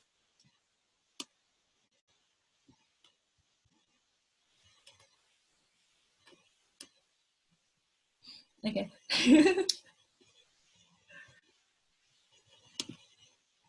If not, Would you quickly show how to just like how you export to a USB, like where you like click and you're like export? oh yeah, very good idea. I'm just going to close all of this. So these are so this is like all the different folders of Rekordbox. You have your collection, which is where all your music is, your playlists, which I showed. Oh, these are actually also interesting functions. I don't use them, but they're quite interesting.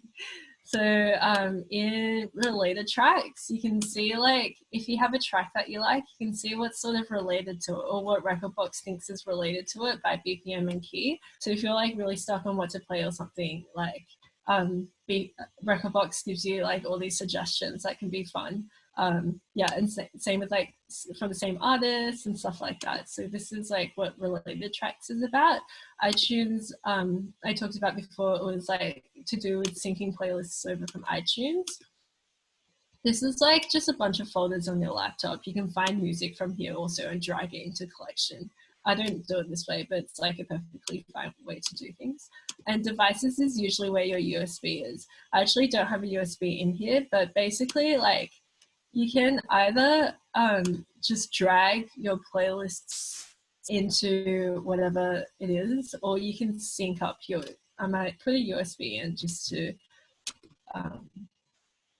yeah. Sorry. I don't have enough USB jacks, but essentially you can just like, you can just drag your playlists into here if you like, or there's like a sync function, which is similar to iTunes sync function. I think you can also right click on a playlist and click export. Oops. Oh. It's just changing that. Yeah, maybe, probably. I don't doubt it. Just not working for me right now. Okay, it might be a thing, but I don't know. Cool. Yeah, so I think that's like, I'm just gonna look at this. Cool. I think that's like most of the Rekordbox stuff. I hope that's somewhat useful in like organizing your music or using Rekordbox as like a way to DJ. Okay, the next section is about gear. I don't really have that much to say about USBs and headphones. My current USBs are just like Kingston. I bought them in Canada, and I think Kingston is I'm going to stop sharing my screen for now. They're just 32 gigabytes. You don't really need like a huge USB. I think the biggest it can be is Heather highly recommends Kingston. Mine are great. Everyone, whenever I'm exporting from Rekordbox and people are like watching me, they're like, holy shit, it's so fast. And 3.0. Yeah, 3.0 is just like the speed that you want it to, so a USB will be either USB 2.0 or USB 3.0. That's not the amount of stuff you can store in your USB, that's the actual write speed of the USB. So if you, most like cheaper USBs are just 2.0, that's sort of the standard. I think mine are 2.0, they're really cheap. But 3.0 will just like export your playlist really, really quick. Yeah, and mine are 32 gigabytes. I feel like you don't, and I have like a lot of music on it and it's not really full yet. So you probably don't need to spend a lot of money on expensive USBs, especially when you're just starting out. Yeah, SanDisks are also good USBs. Yeah. Headphones, like, so to DJ on CDJs, you'll need headphones with a 1/4-inch jack, so normal headphones have this like USB jack. You also need 1/4-inch, which they're really cheap. You can just like buy at probably any music store or like type thing. They just look like this, and then so they can plug into the USB. These are called 1/4 inches. Yeah, and they're usually two different types of DJ headphones. There's ones that go over your ear like these, or then there's one, so this, you can see that there's like holes that go over your ear. There's also ones that go on your ear, and it's sort of just like depending on preference. I really like being able to feel comfortable. I feel like I have a pretty wide head, so like this one, it's like really stretchy. I think the industry, someone said that the industry standard is like these Sennheisers, the over-ear headphones. But just if you're, yeah, Sennheiser, I'll actually look up, like if you search up like best DJ headphones, it'll probably come up.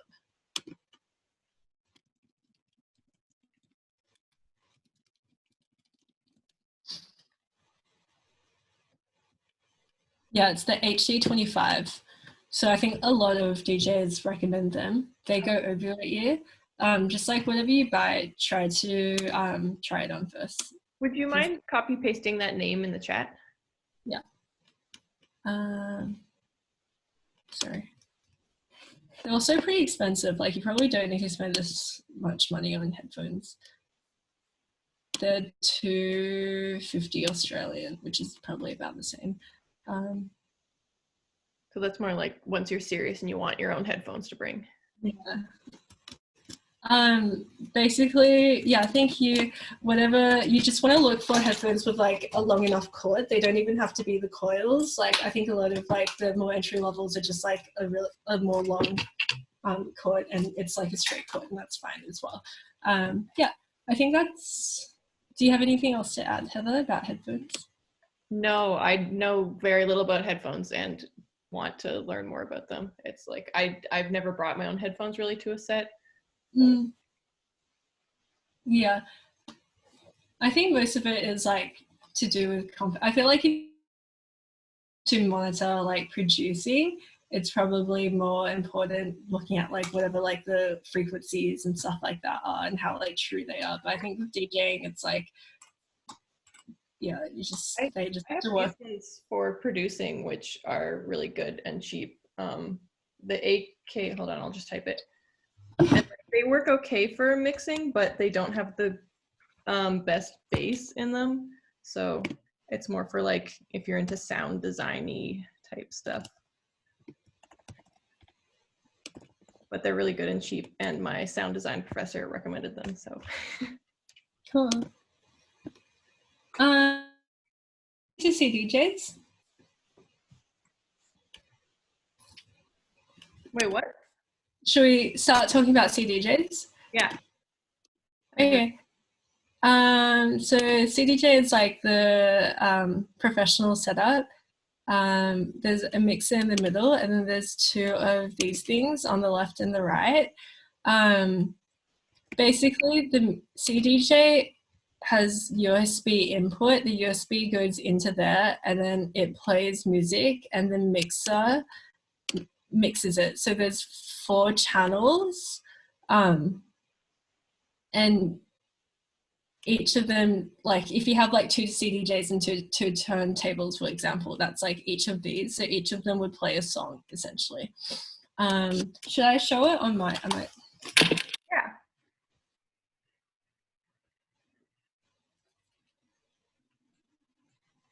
Sorry, I'm just gonna join the Zoom on my phone because it stopped.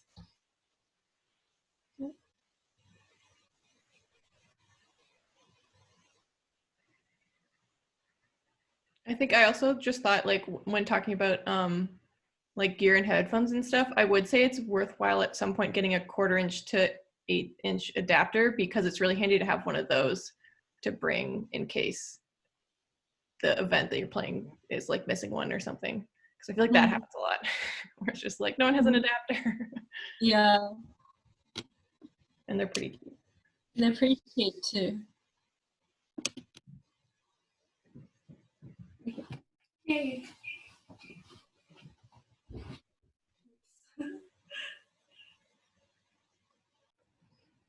So these, I actually haven't even properly used these yet because my USBs won't load into these CDJs. They're really old and not compatible with Rekordbox. So I just put some songs on the USB this morning to demonstrate this. Basically, so yeah, these are the 4 channels. Your CDJs will plug into each channel. So this one, for example, is in channel 1 with these cords. And then this one, the audio goes from this one and I put it into channel 2. And then you can have like this thing at the top tells you whether it's essentially like a CDJ input or like a Rekordbox input. And I usually just choose to put it online for CDJ for CDJs. So these are faded. So if I'm playing a track, let me know if it's too loud. The music is too loud. Pretty good. Okay. Like this is you bringing in the track. So it's how loud it is. And usually when you want it to be playing, it just stays up here. So once you brought it in, it stays up there. This is like how loud the track is. So if it's a really soft track, I would bring it up higher. And usually I don't want it to be like way in the reds because it'll like just sound really bad. So I don't fiddle with this once the track is in there. That just stays somewhere that like you've set depending on how loud the track is. When you're bringing something in, you can like, or even throughout the track, you can fiddle with these. So this is like the fun part. You can just play with this and do what you want. If you want to be like listening to a track without it playing on the speakers yet, you turn these buttons. So these are the cue buttons. And so your headphones are usually plugged here. I'll plug mine in. And another thing about going into the red is that's called clipping, and it also ruins your speakers or the speakers of whoever your thing's plugged into. Yeah, usually like... If you smell burning, you're probably clipping. So if you have this button on and if you have the fader off, you can just like hear this track played on the CDJ just through your headphones. So you can like, that's what queuing is. Queuing is essentially listening to your tracks before bringing them in so everyone can hear them.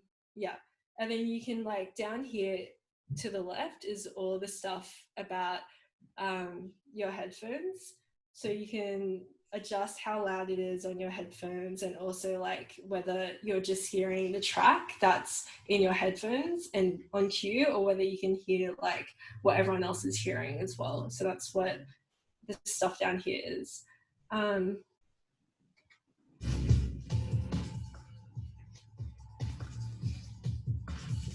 Just like, so this is a CDJ. This is like the tempo marking as shown, like similar to the virtual interface that's here. This like just changes how quick it is. And that's the master tempo. So again, if I turn it off, it goes down in pitch. And then if I turn it up, like if I keep it on, it stays the same pitch. Wait, can you turn up the sound a little bit and just do the tempo thing for a minute?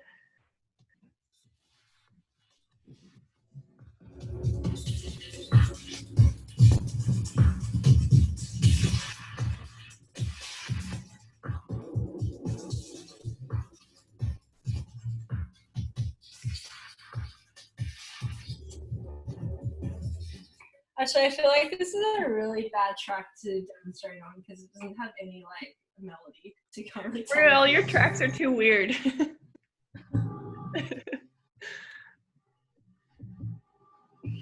This has like vocals. But you can still hear it.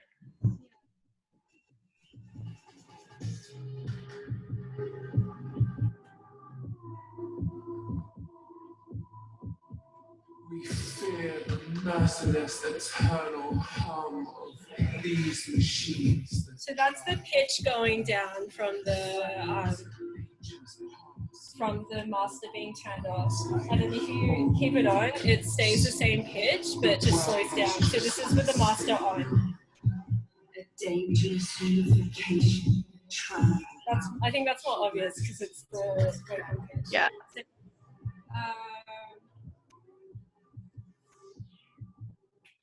So the cue button is like, as Heather mentioned, you can set memory cues. So normally, like if you haven't set cues, I just go over through and then decide where I want to start. And then pretend I want to start there. I just pause it and I press cue, and that's how you can set the cue on the CDJ. And the benefits of setting cue is that like if you play it and then like So you don't want to put it in yet, sorry? So you go through the track and then you press pause, and then once it's paused, you press Q to set a new cue. And then the next time it's playing and you set cue, it'll go back to where you set your cue, right? Yeah. Exactly. I found that confusing for a long time. Trying to find a song that like, okay, so this one. So like if it has like a beatless intro, sometimes like I would want to play it, sometimes I wouldn't want to play it. So I might like just wait until it gets to like a beat, for example, and then I pause it and I hit cue on the beat, and then it'll just start on the beat. So yeah, cue is essentially you can just set it for where you want to, where you want the track to play from. So that was like, so I might want to start there, for example. Yeah, and then while the other track is playing, I can listen in my headphones and then press like cue to line it up. I'll be hearing like this essentially. Yeah, depending on where I want it to start, and then I just press like, and then you can hold down cue and then press play, and then it just plays. And then if you want it to go back to the cue, just press cue. Yeah, so that's like what that stuff is. All the effects are down here, and they're really similar to the ones on Rekordbox. Like they're pretty much all the same names. And one of these has a bunch of numbers. You can't really see very well on here, but it's similar to on the Rekordbox interface where I'll just share my screen. So down here, can people see this? Or is it still showing my thing? Okay.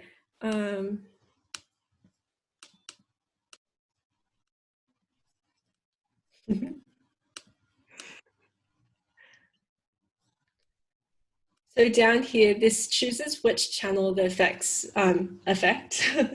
So if it's on one, it'll be on this channel, channel one. So whatever track is playing there. So that chooses that, and then you can choose the effects. And this is the time. So if you have it on, it's like similar to the half or the full beat. It just tells you what portion, like however many beats this affects. And then this is the amount essentially. And then you can also put it on master, so it affects all the tracks or all the music that is playing at once. So like, as an example, I put that on one, and I put like a,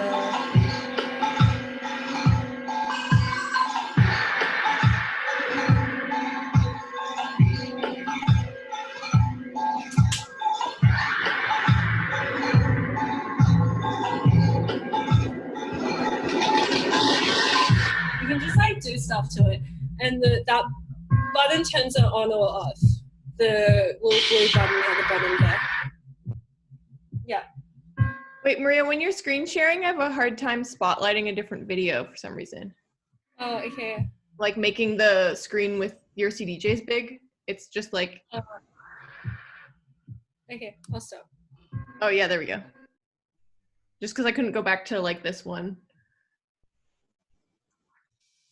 Yeah, so this button down here turns the effects on or off, essentially. Yeah. What else? All this stuff up here is like to do with mics. Usually I don't use it, so I just like ignore it. But you can, if you do want to use a mic, you can choose to like talk over your tracks and have it still play or have it still playing. Yeah, there's a bunch of like mic stuff that you can fiddle around with if you do decide to use that. I feel like that's most of like the mixer. Does anyone have questions?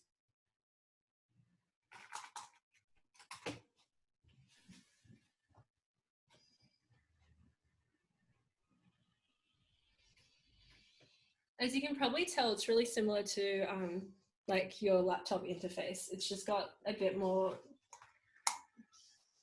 I guess, functions, or it's, yeah. in terms of like the headphone stuff and the queuing, but everything else is pretty similar in terms of the EQs and the effects and stuff like that, and the faders. Yeah. If no one has any questions, I feel like this is like all I have to say, really. Do you want to talk about CDJs next? Or like looping and stuff? Oh, okay. Yeah. So similar to what we talked about last week, there's loop in and loop out. So if you press loop in, it will just start looping from, I'm going to wait for it to go to a beat so you can tell. Okay, I think on this one you'll be able to tell.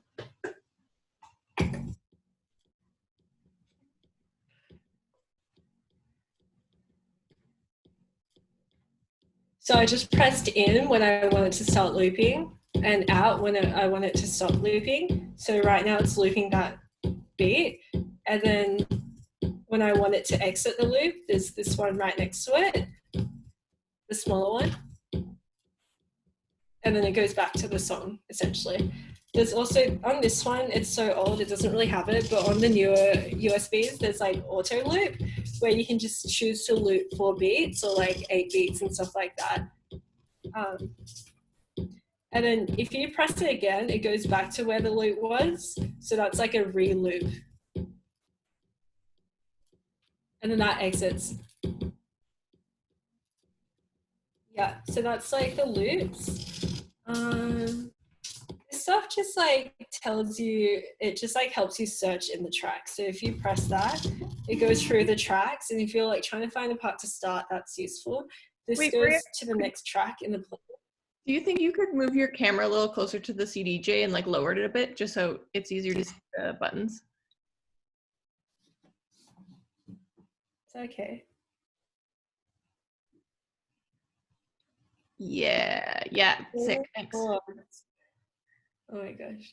Yeah, so there's 2 things here. It's just like track search and search. So that just skips within the track or skips to the next track. This thing like shuffles it within the track. So if you have a pause, you can like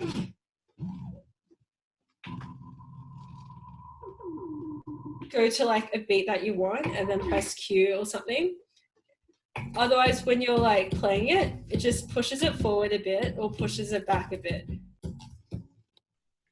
So that like speeds it up a bit, I guess. Like it just shuffles it forward a bit or shuffles it back a bit. Actually, just got a relevant question to do with that. Someone asked if you use the jog wheel a lot when you're beat matching. Oh, Maya asked it. Okay. Yeah. So like on the laptop, you can just press sync, right? And that sort of beat matches it automatically.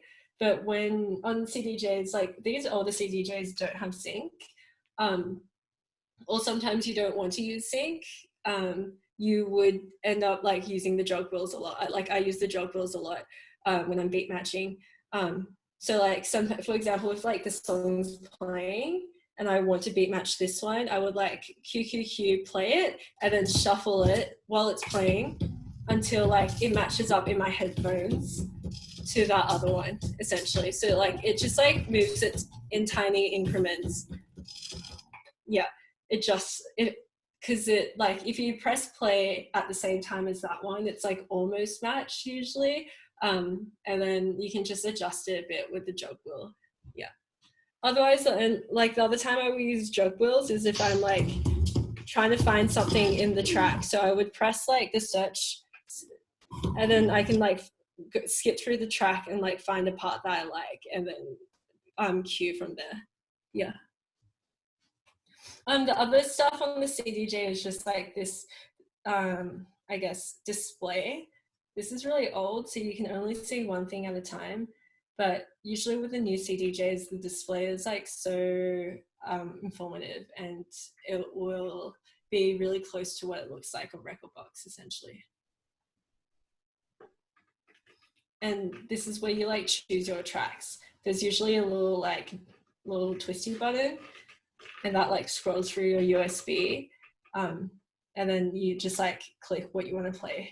or like click into the folder, for example, and then like load the track. Yeah, so that's what this is. I don't know what these are. I don't really use them. And Wait, what did those say? Bubble, jet, trans, roll, wah, wah. Okay. Yeah. I don't know if the new CDJs have that, but yeah. That's like essentially how you choose a track and look at information about your tracks. And then there's also the vinyl button that you can turn on and off the same as like. Yeah. So vinyl mode, if you have it on, like if you pause it, it won't like make these beat sounds. It's basically beat mode or vinyl mode. You can also like on vinyl mode, like on these ones, there's not that option, but sometimes if you like pause it, it like does a slow down and stuff like that. Yeah, so this is all like to do with preference, vinyl mode or beat mode. I know people that like DJ on both.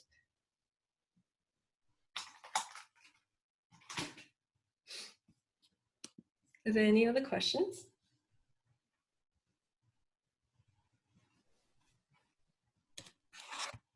I think one other thing I just thought of is that when you eject a USB from a CDJ, you generally hold down the button right next to the USB, and then it'll start like flashing, and then it'll go off. I can't actually remember what happens. Yeah, it takes a little while to eject. Yeah, and then you can take it out so you don't like corrupt your files. Also in the newer CDJs, you'll be able to like choose whether to use music from the USB that's in that CDJ or the other CDJ that's linked by an Ethernet cable. These ones don't have linking function because they're really old, but I can show you. I'm going to turn this off because I don't think there's that much more. Cool. I'm just going to share the screen and sort of talk about it in the image instead. So, oh, it's really close.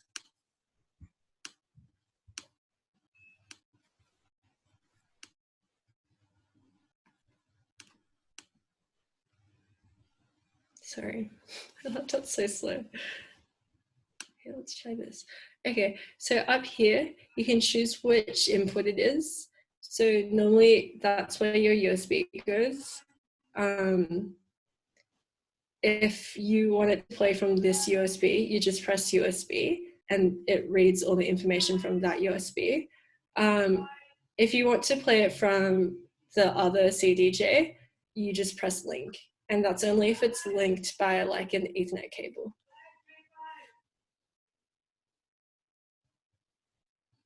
Yeah, and that's like the search function, that's the display. I think most of the new stuff, like it'll actually make more sense than in the older stuff. That's all the hotkeys, and this is like the track search that I was talking about. You can skip a track or you can scroll through a track. The cue and the play button. And that's the tempo marking. So newer USBs have sync. So if you want the other newer CDJ, sorry, if you want the other CDJ to sync with this, you put this with master and you make the other ones sync. And yeah, this is like how much the jog wheel shuffles. So if you have it on light, if you like push it, like say a quarter or something, or only make the track move a little bit. If you have it on heavy, if you push it like a quarter, it'll make the track move a lot. So that's your preference. I always have it on light. That's just me, but I feel like people have it in the middle. And I also find the cue loop call really helpful. That's right next to the jog adjust. Because I like to set memory cues rather than hot cues usually. And if you click on the forward and back, it'll skip to the different memory cues that you have set in the track. Or loops that you have set.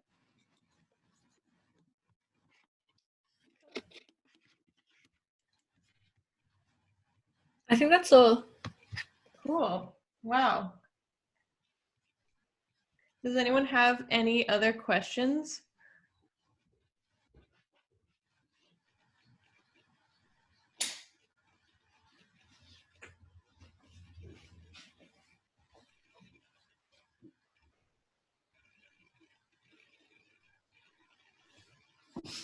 Thanks so much for all that info, Maria. That was like, I learned so many things also. Sorry, it was so long. It It's only like an hour. Oh, I guess. Oh, it's 2 hours. Oh, yeah. Yeah.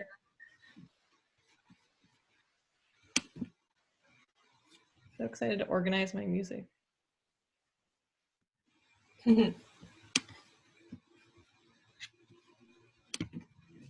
Cool.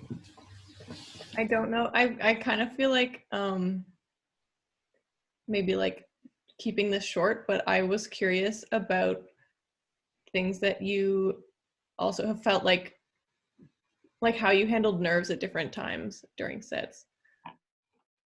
I guess we talked about that a little bit with like prepping a set. Yeah, I know it's really hard. I feel like it depends on who you are, and just like your coping mechanisms and what you do for that. But being prepared always helps. Sometimes when you're not prepared, like I almost feel like in the start, the less prepared I was, the more like almost satisfaction or like proud I'd be about a set. Like I'd feel like if I over prepared and I like wanted it to go a really specific way, I would oftentimes feel really disappointed that I didn't deliver what I had spent so much time preparing. So it almost was more worthwhile for me to like not put so much energy into that and just like see what happens when I like, just like actually have fun with it when I'm like DJing. And then feeling like a little surprised at like being able to do things with less preparation. So I don't know, it sort of depends on each person's workflow and how they handle things. Also just time. Right. Yeah, it's normal to be terrified the first at least like number of times. I think I've talked to so many different DJs who just like felt like they were gonna vomit the first time they had to play on DJs at something, and then the next time it was a lot better. Yeah, totally. And even like now, I've like there's gigs I have stress vomited before. Like I know sometimes it doesn't go away, but sometimes it goes away for like. But sometimes that's like it's nice. I know it'd be like sometimes I like the stress because it means I really care about it, and I know I value it. I know I feel like there's gigs where like every so often there's a gig that I'm like meh about, and then that's like not good either. Right. Yeah, okay. Yeah, that's a good attitude to have about it. You're stressed because you care. Yeah, I don't know. You're not just like a mindless DJ robot. Yeah. Okay, cool. Thanks. Okay, cool. If no one else has any questions, or Maria, there's nothing else you want to like mention. That's all. Okay, cool. Thanks so much, everyone, for tuning in and sticking through the long 2 hours of this tutorial. Also, if anyone has any questions, they can like DM me on Instagram or SoundCloud or something if they like.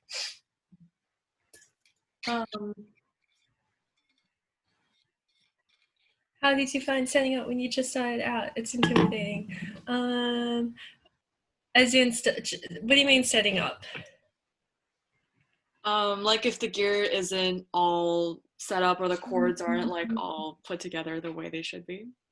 It's so intimidating. I feel like I didn't know how to set up a CDJ until like 2 years into DJing. I also never owned CDJs at home. This is like my first CDJ setup that I haven't barely even used yet. And I feel like it was only now that I'm like, oh, that's what this chord and this chord is. It is super intimidating. And I feel like, but I also feel like there's a lot of people that are happy to share their knowledge.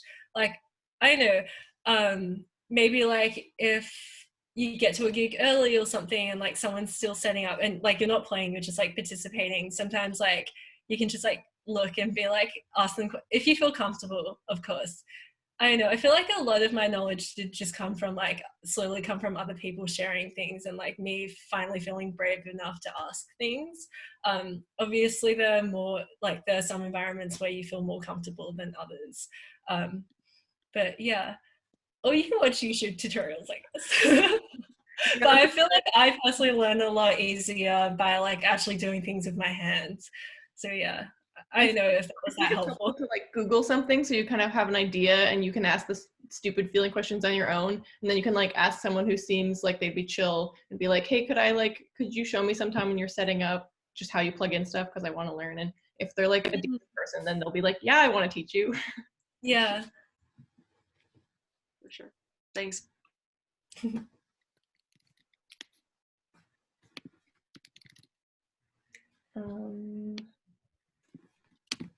Cool. Okay, if that is all, then I'm gonna mention a couple things. Oh, Maya, would you mind posting the PayPal link again if anyone can or wants to donate to half Head and Hands, half future digital health stuff? You are welcome to. And for after this tutorial, we're going to have resources up.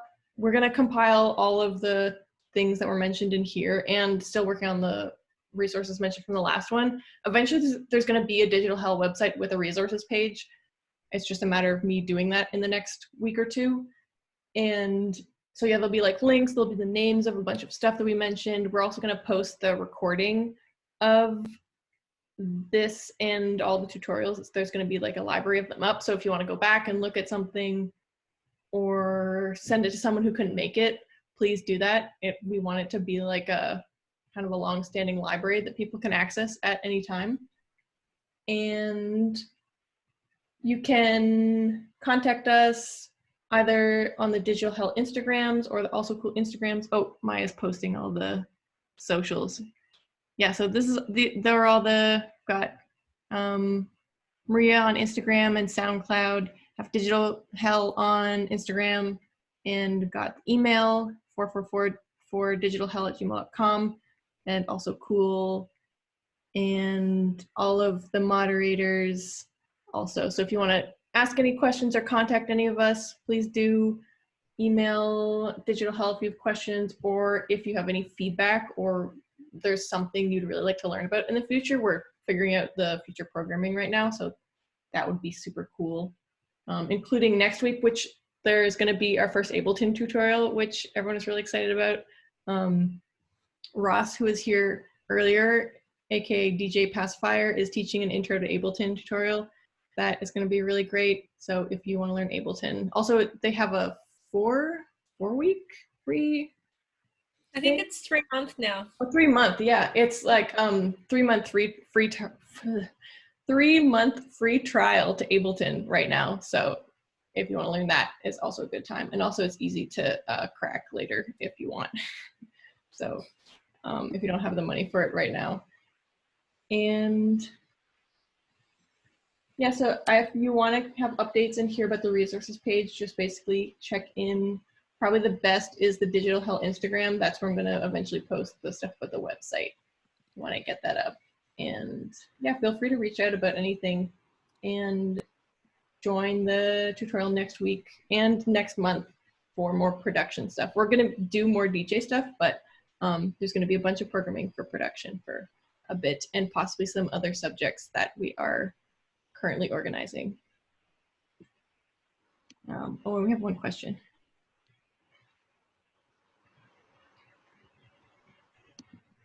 I'm searching up the controllers now. Yeah, I don't know that one either.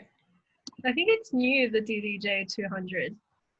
Oh yeah, I think that's the equivalent of what I have, but like it's more expensive and better. No, I think the SB3 is what you have. I think the 200 is like a really simple version. No, I have the Like, DDJ RB. They don't sell it. Yeah. Anymore. I know, to be honest, like I didn't really, I think the only difference is like the loop buttons I can see. I'm just comparing to bass. I mean, it has all the like EQs, it has the hot and like the faders. That's pretty much the basics of what. So I don't know. Oh, actually, no, you're right. The SB3 is very similar to what I have. Yeah. Maybe it's just like repackaged. Yeah. I think the difference is that the SB3 has effects and maybe loop buttons. I Is there a big price difference? If there is, I feel like the 200 is enough. But I I don't know.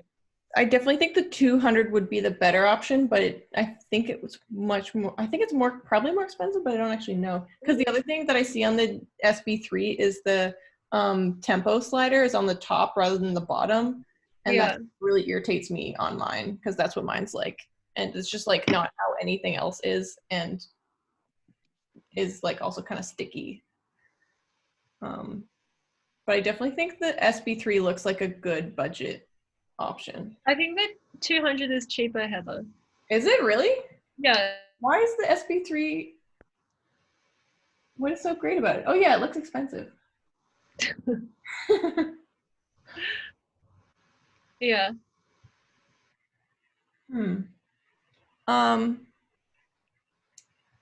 If you want to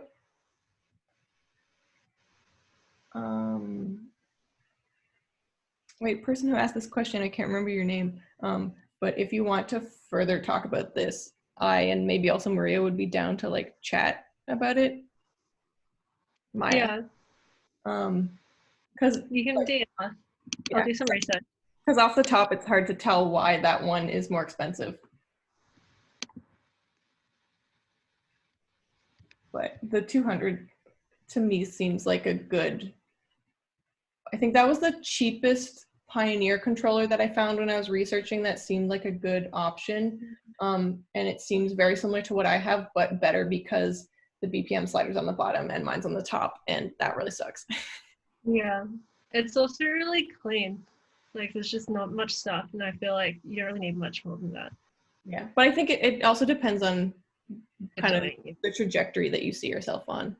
Because I still use my controller that's really cheap and kind of lame all the time, and it's, I think, serves its function perfectly fine.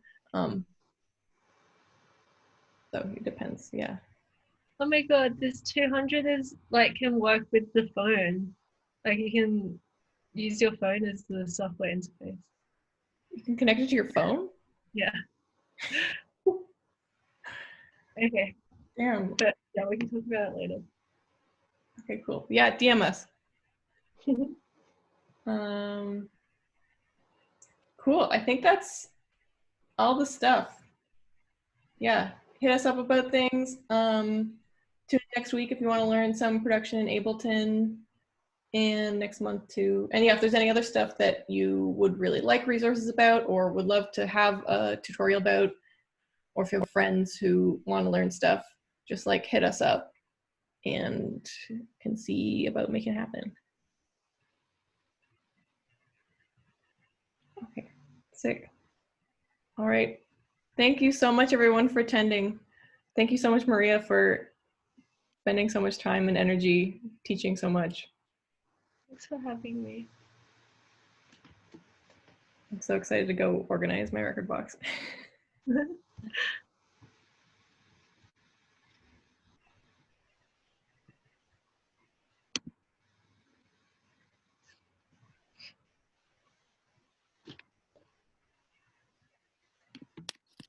Okay. Yay.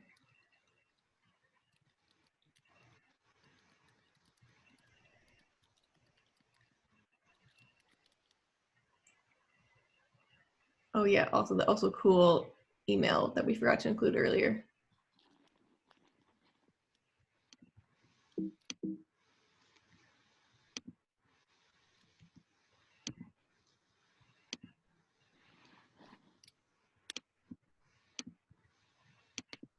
And last link to PayPal.